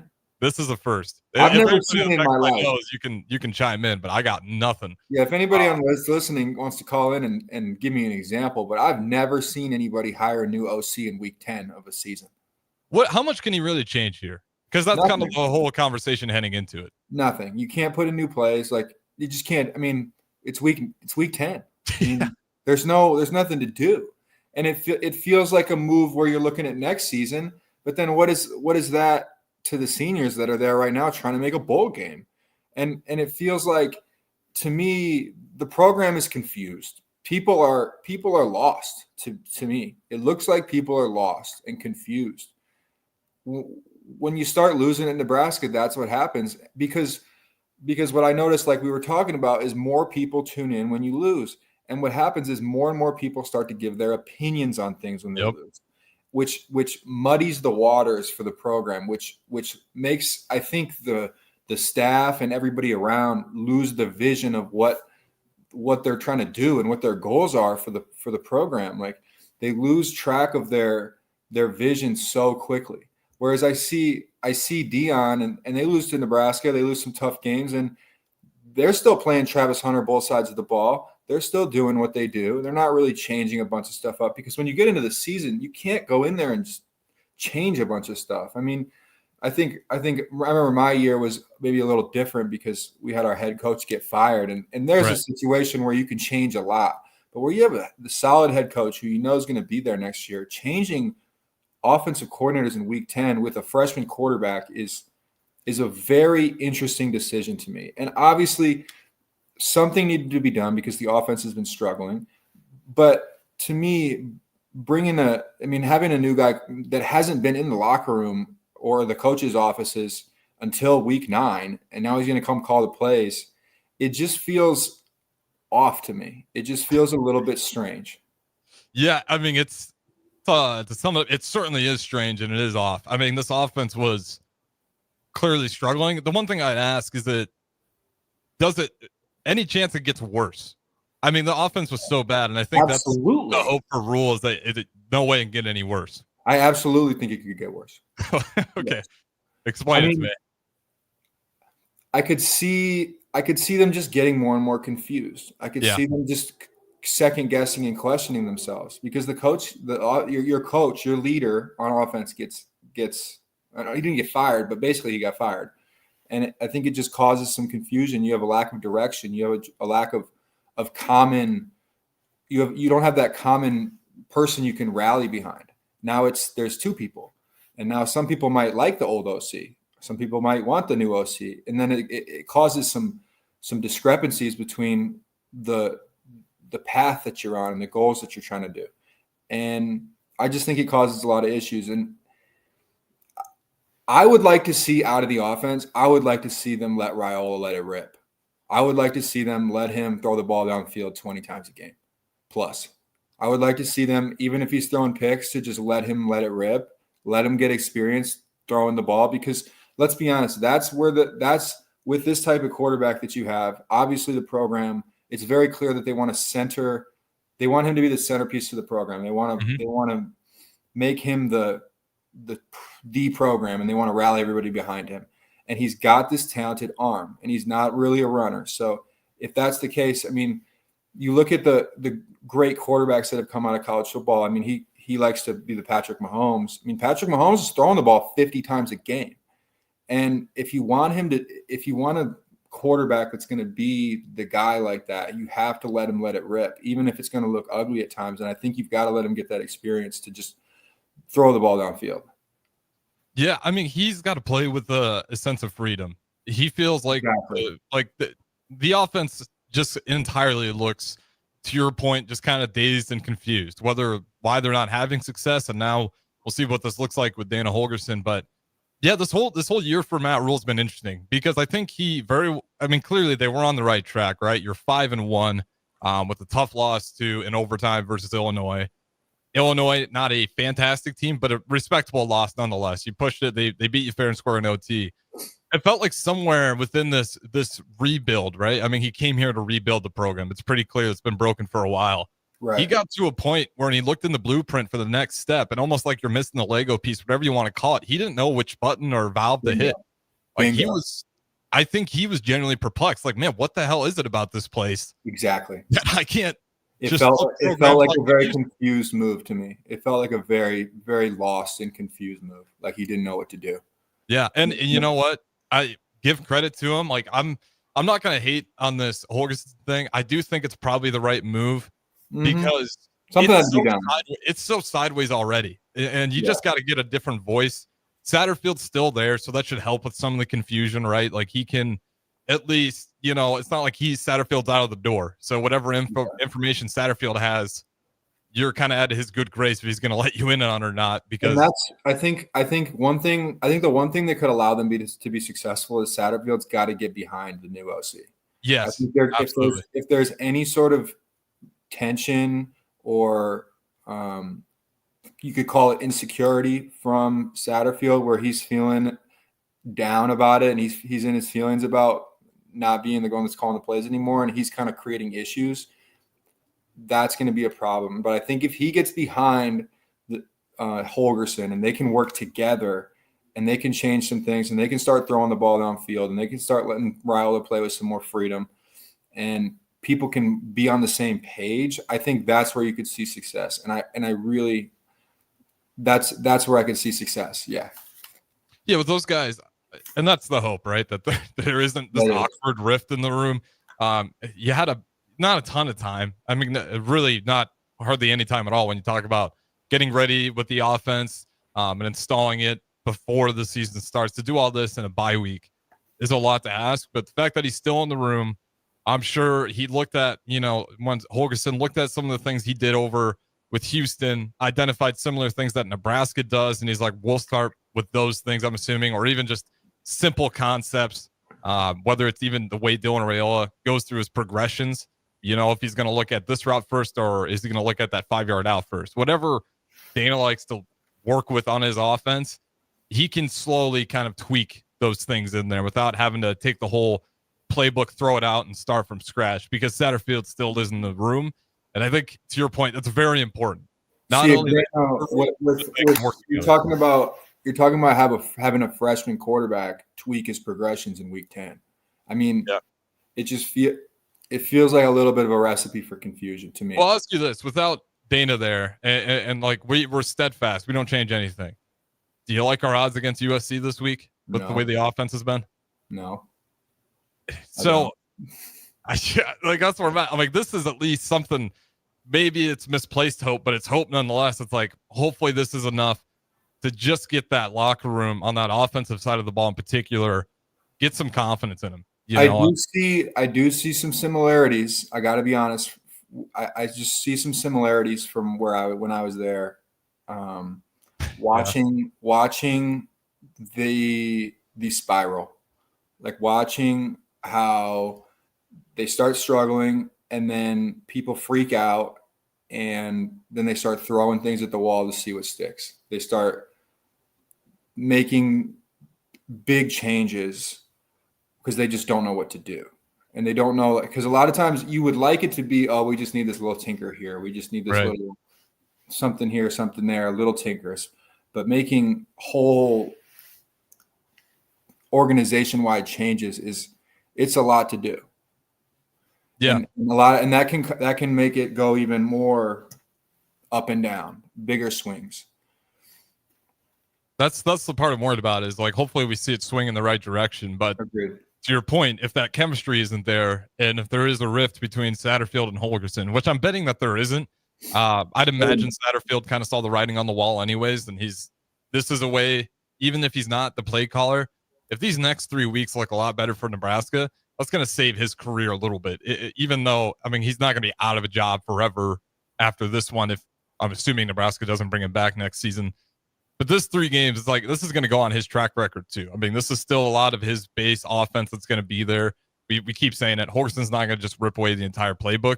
So I think they're going to both want it, not only for themselves, but for the players. I can't imagine like Satterfield. I'd imagine part of him feels bad that this offense can't get going and he's the offensive play caller. Like I'm sure he's frustrated as well. So I don't think there's going to be a rift, but it's just going to be, we won't know until they kick off is where I'm at. Like we really don't know. This is the hardest game to predict by far. Like if I was a betting man, which I'm not, I'd stay the hell away from this game. Like this one makes no sense. You got to, we didn't even talk about it. We got to wrap things up here, but you got Jaden starting with only 11 snaps for USC at the quarterback position. And Nebraska's got an entirely new OC. Their quarterback's hurt or did he get benched? Miller Moss got benched. He got benched? Yep. Okay. Yeah. I mean, I just think overall, if you zoom out, you're not a Nebraska fan and you're a betting man, say, and you're not a Nebraska fan, you don't really follow the program very tight. And you look at, they just hired a new offensive coordinator in week 10. I have to be honest, if I was betting on the game and I didn't have any knowledge of Nebraska, like I don't see any way you could feel good about putting money on Nebraska. Well, that's why the spread is anywhere between 7.5 and 8.5 in USC's favor. Right. Nationwide, people don't. I think the real thing here for Nebraska, and we'll quick get to score predictions, is it's time to go ahead and just throw the bag out there. Like no, if you got trick plays, use them. Like if this offense is stalling, get creative. I mean, this team can't spiral. You have to go all out to make a bowl game because let's be honest, if you make a bowl game, things are going to calm down a lot. You're not going to get as much questioning in the offseason. You're not going to get as much issues. You're not going to have people in your ear telling your rule won't have people in his ear telling him, you need to change this, you need to change that. This is a problem. You guys are screwed. I mean, if you make a bowl game, there's going to be a much more calm state. There's going to be a much more calm organization overall. Everybody will be much more optimistic and confident in the future. And I think that's important. I think that making the bowl game, they have to sell out. I mean, this is, it feels like almost Nebraska's Super Bowl after the last 10 years of not making a bowl game. I mean, they have to make it. I mean, you got to make a bowl game this year. Yeah. And to your point, like they absolutely need it just for peace of mind in the offseason. I mean, it's going to be hell on earth if they don't figure it out this year. I mean, they go on what, I mean, they've lost. I mean, if they lose 6 straight to not make a bowl game, that is year. I mean, that's just, you just know the offseason for them is going to be there's going to be a lot of trials and tribulations for the next 8 months. Yeah, well, that's just a brutal thing because you hope you get better as the season goes on, and if that's the case, like it just proved that as the season went on, you got somehow worse. Right. When you're trying to rebuild a program, that's the wrong direction to be going. All right, score predictions, Chris Kolarvik, before we get out of here. Score predictions. I hate to do this today, but I try and You be wouldn't honest. be the only one. I try and be honest in my takes. I'll say 27-17 USC. All right, that's fair. I'm going to go to Nebraska. I'm going to favor them 24-21. I think it's a close game. Look, I say that with a lot of apprehension because I'm rooting for the Huskers. I got blood, sweat, and tears in that program, and I want badly for them to make a bowl game for them to win. We'll see. I mean, you're being realistic, right? And there's this whole aura of people not appreciating Husker media because we do this thing where we get everybody's hopes up, and it's like we're not trying to fool anybody. We're just getting fooled ourselves, and so is the nation. I mean, it's not just local Lincoln media talking about this Nebraska program. You'll go on Joel Klatt, you'll hear, First Take. Like there'll be times where Husker football comes up and there's all this optimism, and when you really break it down, there's a good reason to be optimistic, but we keep talking about we get into November in particular, and this spiral just keeps reinserting itself. So I'm picking Nebraska to win it. I do think Nebraska's going to be able to pull out a win at least one of these 3 games to finally get that monkey off the back and just be bowl eligible for the first time since 2016. Hopefully winning, that'd be fantastic. First time since 2015 if they actually go and then actually win the thing. But we do got this from BJ in Wichita, and this just kind of sums up where everybody's in a weird spot. If we are 6-6, meaning we still finish 1-5, it still won't sit right. And that's just kind of where we're at. Unfortunately, he's not wrong. But I do think finishing 1-5 is a lot better than finishing 0-6. I mean, at this point, you have to take what you can get. Yeah, and that's where we're at, right? Like it's time to just go all out. You got to do what you can to win one game. Again, this segment was sponsored by Select Plumbing, now servicing Seward and Milford, in addition to Lincoln, Waverly, and the surrounding area. For any plumbing issues, call Select Plumbing at 402-542-5319. All right, we got one more segment left on the A1 Automotive Ticket Tailgate pregame show. Shout out Chris Kolarvik joining me through stream. We'll keep things rolling. Don't go anywhere. All right, thanks, Harrison. Check out 6 p.m. in Lincoln on Sunday nights at 6 o'clock. Ever wish you had another light switch on the other side of the room on a dark night? How much better would you sleep at night if you had a ceiling fan in your room? The High Electric Service Department is here to make your electrical what-ifs a reality. Whether you're looking to replace some outdated light fixtures or brighten up your counters with under-cabinet lighting, High Electric can handle all types of residential electrical installations and services. Give Erica a call at 402-466-6606 or visit high-electric.com to get started. The Kindler Hotel in downtown Lincoln is a boutique hotel experience unlike any other in the area. Their 45 well-appointed rooms take inspiration from the history of Lincoln. Their double queen rooms are great for guests traveling with family, and the suites are great for a business trip or romantic getaway. No trip to the Kindler is complete without a handcrafted cocktail from Boitano's Lounge on the main floor, with comfortable seating options both inside and on the outside patio. Book your room today at thekindlerhotel.com in Lincoln at 11th and P. It's game day at Raising Cane's. If you want to order like a champ, it's action off the field you need to focus on. The only play you're running is chicken. So what combo are you picking? Make it a perfect season. We've got tailgates of hand-battered cooked-to-order chicken fingers and cane sauce, and jugs of freshly made tea and lemonade. All available to order online or on our app. Touchdown! This season is about to be unbeatable. Raising Cane's Chicken Fingers. One love. Wall to Wall Wine and Spirits is your place in North Lincoln to go for all your needs in wine, spirits, and beer. They also have a large variety of cigars in their walk-in humidor, and they have a top-notch walk-in, temperature-controlled, high-end wine bar. Plus, you can enjoy free samples from their tasting bar. There's only one place to go for all your needs for wine, beer, spirits, and cigars. Wall to Wall Wine and Spirits on North 27th Street in Lincoln. You can help fight deadly diseases like RSV and influenza while getting paid for your time. Velocity Clinical Research is now seeking clinical trial participants in your area. Participants can receive compensation for study-related time. No health insurance is needed to join. Find a study near you at velocitytrials.com. That's velocitytrials.com.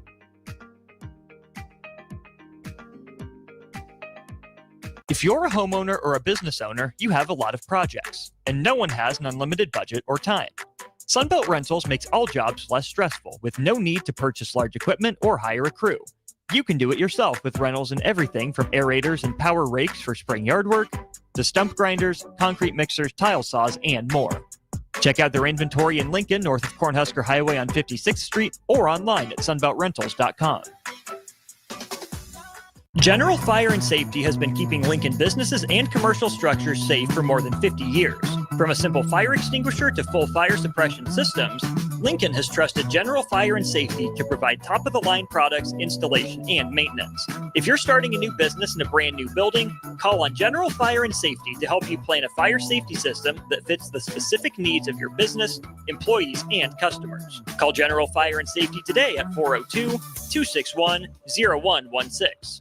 Hey guys, it's Nick. You know how much I love beer, and this game day, show your Husker pride with Dear Old Nebraska Brew, the official beer of the Nebraska Alumni Association. Brewed by Nebraska fans, for Nebraska fans, Dear Old Nebraska Brew is your go-to for every kickoff, touchdown, and celebration. Whether it's tailgating, watching the game at home, or gathering with friends, this beer is there to bring that perfect game day refreshment. Dear Old Nebraska Brew embodies the spirit of Nebraska with every sip.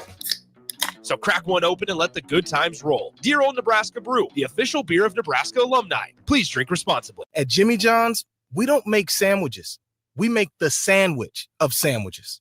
We use fresh veggies because we don't hate salads. We just feel bad for them. We make our sandwiches exactly how you want because you're the one who's eating it. And we bake bread all day, every day because stale bread isn't bread. It's croutons. Sandwich history is written by the victors.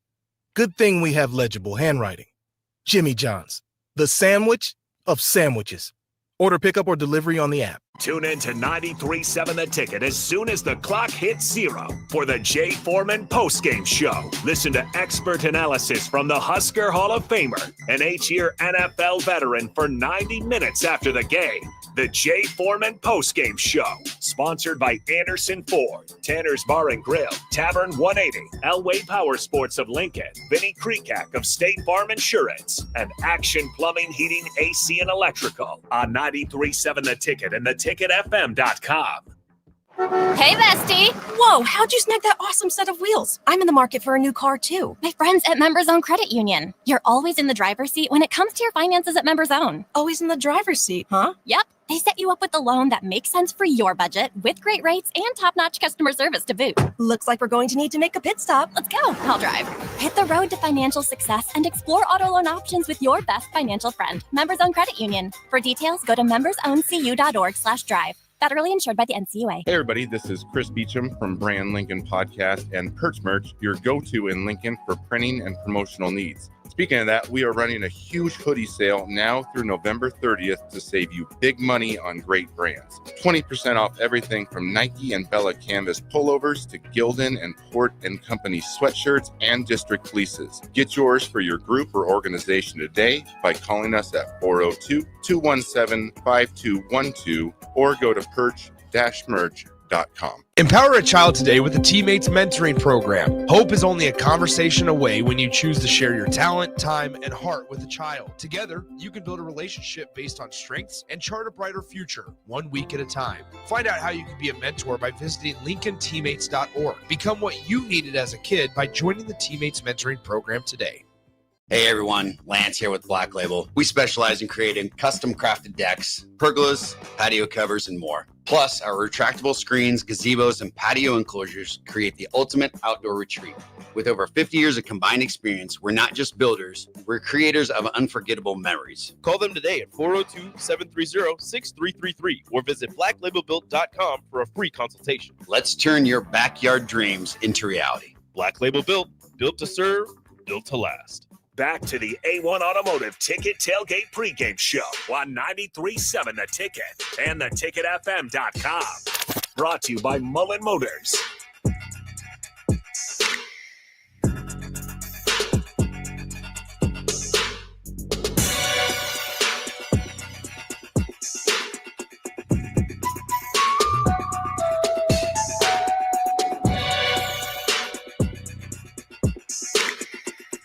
All right, welcome back in to the A1 Automotive Ticket Tailgate pregame show. Harrison Arns on the ones and twos, and we got the new ticket intern, Jackson, joining me here to my left. 402-464-5685. You guys can put in any last thoughts before we get here until kickoff, which is right around the corner. Shout out to the people in Lincoln walking by. Got a kickoff coming by. But nonetheless, if you guys want to join in, stream, start a him text line. Like I said, we got Jackson, and we're going to keep diving into this USC game. Yeah. Jackson, I've talked to Chris Kolarvik about it. How you feeling heading into this one? What's the main thoughts running through your mind? I think it's good. I think both teams have made really good adjustments.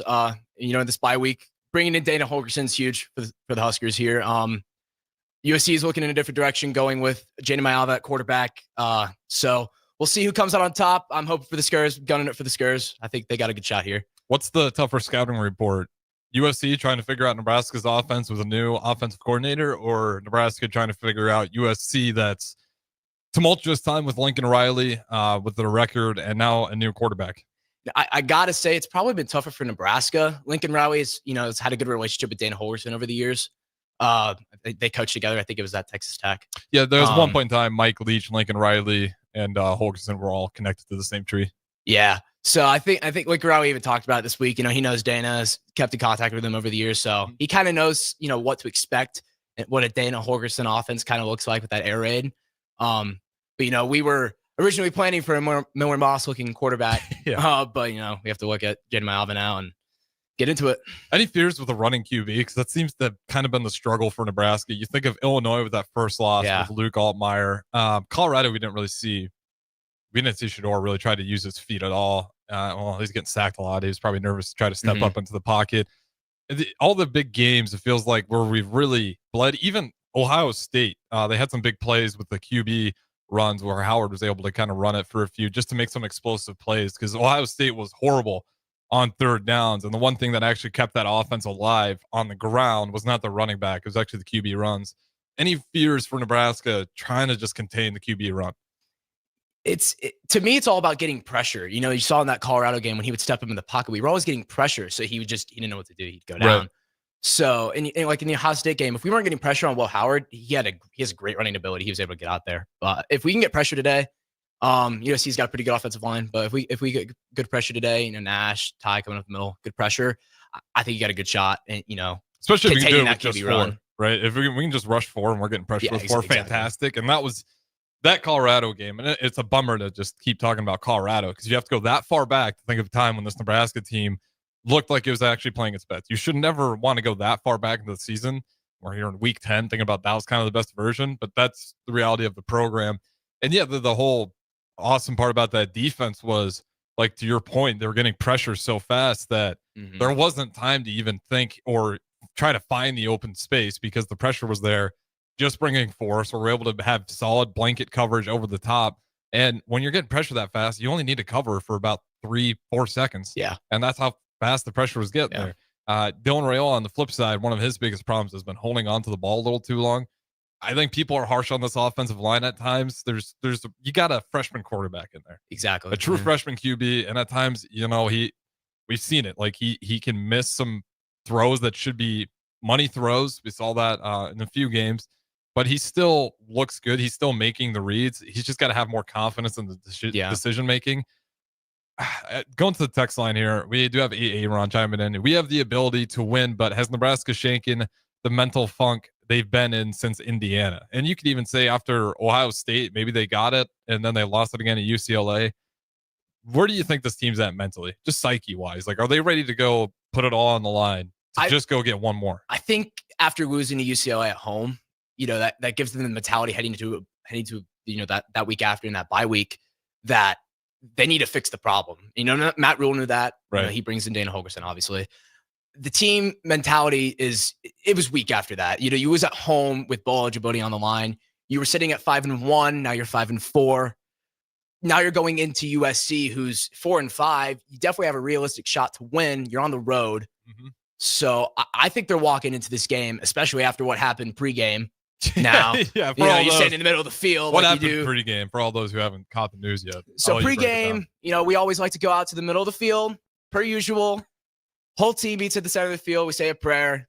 USC takes that personally. Yep. You know, think with that Shooter Sanders, got to make up some beef. But they get out there and they get a little mad, get a little chippy, punches almost thrown, coaches holding them back. But I think that gives Nebraska a mentality that, all right, maybe this is personal and they got to go in there and win today. Yeah, that's my whole thing. And I think as fans, why it frustrates the fan base is like, the fan base wants it so bad. There's no doubt in our minds that like the fan base hunger for Nebraska just to get one more win is out of its mind. And with the team, I hate to say it, there's been moments where I don't want to say the entire team because there's guys that's blood, sweat, and tears, but there has been cases where I've kind of looked at some players and it's like, man, are they checked out? Like, are they not really in this right now the same way I'm engaged? Now it's a lot easier to be engaged when you're not actually playing out there. I just got to sit on my couch and watch it.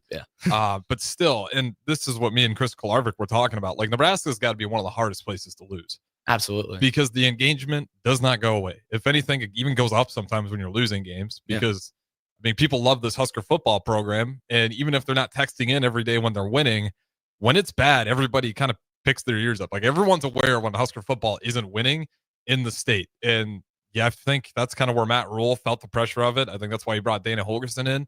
And one thing that was damning about Satterfield, in my eyes, was it was so interesting.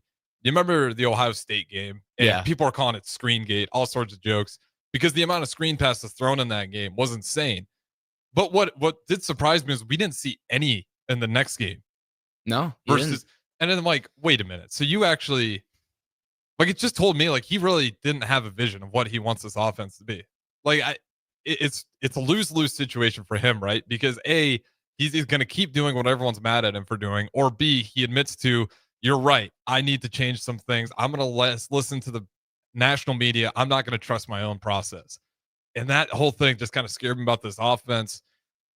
Dana Holgorsen coming in here, how much can you expect this offense to improve, or do you think it even gets worse? Now, I don't think you're going to see some completely different offense. Yeah, no, that'd be insane. You know, it's just an insane thing to think. But I think you're going to see a more quick tempo in the offense. I think that's something that Dana Holgorsen is pretty big on in his offensive, play calling. You're going to see a little bit quicker tempo than what Satterfield brings to the table. So that's something that I'm really looking into is the tempo of the offense, not particularly the play calling. I think Dana Holgorsen is going to call what he wants to call, but I think the tempo is something that's going to play a big factor today against the USC defense. And that's something I've wondered why Nebraska hasn't tried to use tempo more to their advantage. Like they'd have times where it's like they make a big play, and maybe it's overanalyzing it because I get it. It's kind of a philosophy thing. They like the huddle offense. They like to really use just about every second of that clock before they snap it. Because for them, it's a mindset. It's like we're going to make sure everything's checked and ready. Like we're going to use the time if we got the time. They like that pro style. There's been times when Nebraska has a big play, and then they go back to the huddle, and a lot of time goes by, and it's like they're letting the defense sub in who they want. They're letting the defense communicate how they got exposed. And it's like, we got them on the ropes. Like, speed it up. So I hope with Dana Holgorsen, we do see a little bit more of that tempo offense, because that's, again, the most surprising thing to me is that's when Nebraska's looked at its best at times, when it's going high tempo. Yeah. And we, for whatever reason, we don't really stick to that when it is working for us. Looking at the defensive side of the ball, they've definitely been the stronger part of the two phases of the offense and the defense, but they haven't been consistent this year. What are you expecting from the Black Shirts? I get kind of similar to the offense. I'm just expecting they went into that bye week mad, I hope angry after that first half of UCLA. They were better in the second half of the UCLA game. Ultimately, you don't win the game, but that first half of UCLA game was pretty embarrassing for them. So I expected to come out here and, take this new quarterback challenge that USC thinks that they have.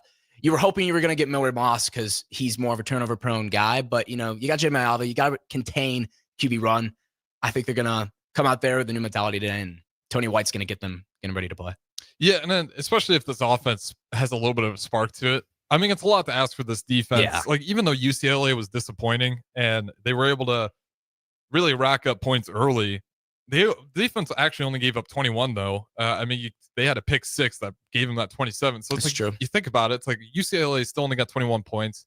And they probably have less, but the problem is a lot of times it's hard for the defense to catch their breath when your offense is just 3 and out, which for the entirety of that UCLA game in the first half, it was just 3 and outs left and right. And then you start the second half with the pick six, so I guess your defense gets a break there because they don't even have to go play defense. But that is just a tough thing to ask your defense to consistently be that good all the time. If your offense is playing better and they have some long drives, your defense can catch a breather. But yeah, especially when you have a team who just scored and then their defense goes out there and they get a 3 and out, like that momentum just becomes excruciating to try to stop. While we got the time here, I do want to shout out our sponsor for this segment, though. Mullen Motors. Get to Husker Road games and youth sporting events safely this fall in a new ride from Mullen Motors, just north of 48th and Layton and Lincoln. Especially if you're heading out to that USC game, check out Mullen Motors.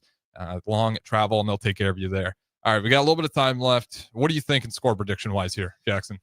Part of me is thinking, you're thinking one way or the other. Bowl eligibility is on the line. It feels like we've been here so many times, especially over the past year. I got to stick with the Skurs today. I think the bowl eligibility is finally going to open up their eyes for a big win today on the road. I think you're going to see Nebraska win 28-21. Okay, I like it. Most of these are, it's kind of funny to watch these spreads. After getting burnt 3 weeks in a row, like these spreads are, I haven't heard a single person call for like a Huskers win big. It's been if Huskers win has been by 3 or by a touchdown. Yeah. I haven't even heard people say they win by double digits, by 10 points. So I'm not too far off. I think it's going to be a close game. I might be hitting the under way too hard, but I actually think this is not going to be the high flying scoring game that I think the total is 51.5 or somewhere around there. Yeah, I think so. I think I think it'll be close to it, but I'm going to go 24-21. I do think this is going to be kind of a defensive chess match, trying to figure out, especially with both offenses having some new wrinkles. I think there's going to be a little bit of chaos. Like we're all looking at the optimism of like, well, we got a new OC. I know a lot of people are happy that it's not Satterfield calling the plays anymore. And if you're USC, you're like, we got a new quarterback. Okay, but your quarterback's had 11 snaps. And if you're Nebraska, we're trying to figure out new eyes on this offense. And again, we don't know how much he's changing until we see them play. Yeah. Like, I have no idea what to think about this Nebraska team. You don't know what to think until the first snap of the game. We're not going to know really what's going to happen here until the first start of that game. Yeah, my worst nightmare from 4424. And, he could be totally right. Again, I got no damn clue. Like, this is just how perplexing this Husker football team's been, not just this year, but in like so many years. Like last year, to think about that team having 5 wins and having a chance to go bowling the same way that this team's finding themselves in now. And then you look at the rosters, and we went from Jeff Sims to Heinrich Harburg to Purdy for a little bit, and then back to Heinrich Harburg. Like, it was such a broken injuries wise too. The offensive line, the wide receivers. I mean, it was injury riddled all year long. The defense was good, but the offense was so broken. And that team's in the same position that this team's in now with all the right pieces. Just 2 completely different feelings. It's 2 completely different feelings. And this one somehow feels worse because there's nothing like to point to. It feels like you have all the pieces and you just can't. You just can't win. No, and then that's how you get Dana Holgerson as a new OC. Absolutely. But like I said, 4424, which breaks my heart. But 45-10 blowout USC, and I can see that happening the same way I can see this one happening. 17-10 Nebraska from Aaron. Like, absolutely. And that's why I'm going 24-21. Like, I'm being biased in this one because I got to pick a team here, and I really don't know. So I'm going to pick Nebraska. So 24-21, I got Nebraska. But yeah, this is just going to be a really entertaining game. About 60 seconds to go here. I'll ask you this, and then we'll probably have to get out of here. Yeah. USC, Lincoln Riley. I mean, how important is this for them? Like, he might be out of there if he doesn't win this game, because then they got 2 games. They got to win 2 more to go bowling. And if Lincoln Riley doesn't go bowling, does he get fired? I don't know if they fire him. I don't know if they go as far as to fire him. I think he's still recruiting well. Yeah, he is recruiting very well. He's recruiting still. pretty well. I mean, I think the only recruit right now that's unsure over there that might be a big deal to them is Julian Lewis. Yeah. Their current commit. But so we'll see what happens with that. But I think this is a big game for them. Obviously, they're 4-5. They're not fighting for any level of bowl eligibility, but it's their first matchup with Nebraska since joining the Big Ten. Yeah. So there's going to be eyes on this game from their fans, our fans. So I don't think we've ever beaten them, have we? We haven't beat them. Yeah. So Nebraska's got a lot on their side in terms of why they need to win this game. Yeah, I mean, if they need any more chips on the shoulder, I don't know what to tell them. Like, how many more ways, like brutal ways, do you want to lose? If UCLA wasn't a must-win, this game has to be. Yeah, and every game after it is. If you lose today, it has to be. Yeah, and the thing is, if you lose today, like, can this team keep picking itself up? They managed to do it after that horrible Indiana game. And as we come to find out, Indiana is actually a very good team, so the loss isn't as bad as it looks.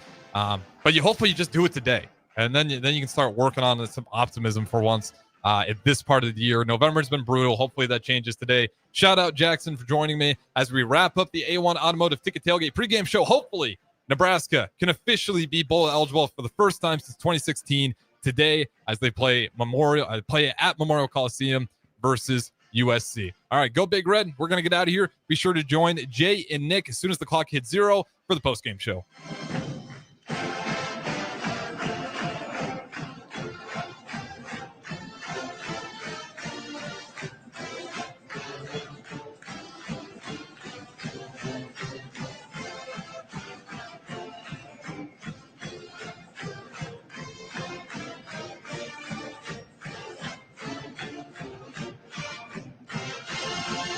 Hey guys, it's Nick. You know how much I love beer, and this game day, show your Husker pride with Dear Old Nebraska Brew, the official beer of the Nebraska Alumni Association. Brewed by Nebraska fans, for Nebraska fans, Dear Old Nebraska Brew is your go-to for every kickoff, touchdown, and celebration. Whether it's tailgating, watching the game at home, or gathering with friends, this beer is there to bring that perfect game day refreshment. Dear Old Nebraska Brew embodies the spirit of Nebraska with every sip. So crack one open and let the good times roll. Dear Old Nebraska Brew, the official beer of Nebraska alumni. Please drink responsibly. At Jimmy John's, we don't make sandwiches. We make the sandwich of sandwiches. We use fresh veggies because we don't hate salads. We just feel bad for them. We make our sandwiches exactly how you want because you're the one who's eating it. And we bake bread all day, every day because stale bread isn't bread. It's croutons. Sandwich history is written by the victors. Good thing we have legible handwriting. Jimmy John's, the sandwich of sandwiches. Order pickup or delivery on the app. Hey everybody, this is Chris Beecham from Brand Lincoln Podcast and Perch Merch, your go-to in Lincoln for printing and promotional needs. Speaking of that, we are running a huge hoodie sale now through November 30th to save you big money on great brands. 20% off everything from Nike and Bella Canvas pullovers to Gildan and Port & Company sweatshirts and district fleeces. Get yours for your group or organization today by calling us at 402-217-5212 or go to perch-merch.com. Tune in to 93.7 The Ticket as soon as the clock hits 0 for the Jay Foreman postgame show. Listen to expert analysis from the Husker Hall of Famer, an 8-year NFL veteran for 90 minutes after the game. The Jay Foreman postgame show, sponsored by Anderson Ford, Tanner's Bar and Grill, Tavern 180, Elway Power Sports of Lincoln, Vinnie Kreekak of State Farm Insurance, and Action Plumbing, Heating, AC, and Electrical on 93.7 The Ticket and theticketfm.com. Lincoln Federal Savings Bank, personal banking like you remember. Home. It's more than a place, it's a feeling. This is Eric Bertrand with Lincoln Federal Savings Bank. If you're looking for a place to call home, call me. Let's review your financing options and get you into the home of your dreams. Proudly serving Husker fans. Personal banking like you remember. Member FDIC, Equal Housing Lender. All right, Rico, let's do the final checklist before we head out. We have a lot of people coming to the tailgate today. I'm ready. Burgers? Check. Chips? Check. Icy cold beer? Check. Except this one. I'm forgetting something. Wait a second. Where's the Führer's cheese spread? I can't stop eating it. Rico, relax. I always pack extra. It's the biggest hit of the tailgate. For the best appetizer, party dip, and tailgate snack, load up on Führer's cheese spread today in most local grocery stores. Empower a child today with the Teammates Mentoring Program. Hope is only a conversation away when you choose to share your talent, time, and heart with a child. Together, you can build a relationship based on strengths and chart a brighter future, 1 week at a time. Find out how you can be a mentor by visiting LincolnTeammates.org. Become what you needed as a kid by joining the Teammates Mentoring Program today. Wall-to-Wall Wine & Spirits is your place in North Lincoln to go for all your needs in wine, spirits, and beer. They also have a large variety of cigars in their walk-in humidor, and they have a top-notch walk-in, temperature-controlled, high-end wine bar. Plus, you can enjoy free samples from their tasting book. There's only one place to go for all your needs for wine, beer, spirits, and cigars. Wall-to-Wall Wine & Spirits on North 27th Street in Lincoln. It's game day at Raising Cane's. If you want to order like a champ, it's the action off the field you need to focus on. The only play you're running is chicken. So what combo are you picking? Make it a perfect season. We've got tailgates of hand-battered, cooked-to-order chicken fingers and cane sauce, and jugs of freshly made tea and lemonade. All available to order online or on our app. Touchdown! This season is about to be unbeatable. Raising Cane's Chicken Fingers, one love. If you're in Seward or Milford, listen up. Select Plumbing is now servicing your area with no trip charges from Lincoln. Select Plumbing works on a variety of issues for your home and business, including general plumbing, water heaters, faucet and fixture repair, underground sewer and water repairs, backflow testing, and more. Keep your property free from leaks and other issues. Call today for a free estimate, 402-560-6197. It's not just Lincoln, Waverly, and the surrounding area anymore. It's also Seward and Milford with no trip charges. Contact Select Plumbing to inquire at 402-560-6197. When you need a new water heater, nothing beats the ProLine family of water heaters from A.O. Smith. ProLine models are built using commercial-grade components, meaning they're built to help you tackle your toughest days. No matter if you need a gas or electric model, A.O. Smith has a ProLine unit for you. A.O. Smith, innovation has a name. Call Wellman Plumbing at 402-434-2400 for a great deal on a water heater today. Again, that's 402-434-2400. Things that impair you come in many different shapes and sizes. Some are the shape of beer and liquor bottles. Others look like cigarettes but aren't cigarettes at all. These are the things we know impair us, the things our parents warned us about. What we're not always aware of is our new prescription or the over-the-counter medicine we picked up just for allergies or a bad cold. See, it doesn't just matter how much of a substance you take. If you are impaired, driving is deceptively dangerous. Don't drive impaired. Paid for by the NDOT Highway Safety Office. The Kindler Hotel in downtown Lincoln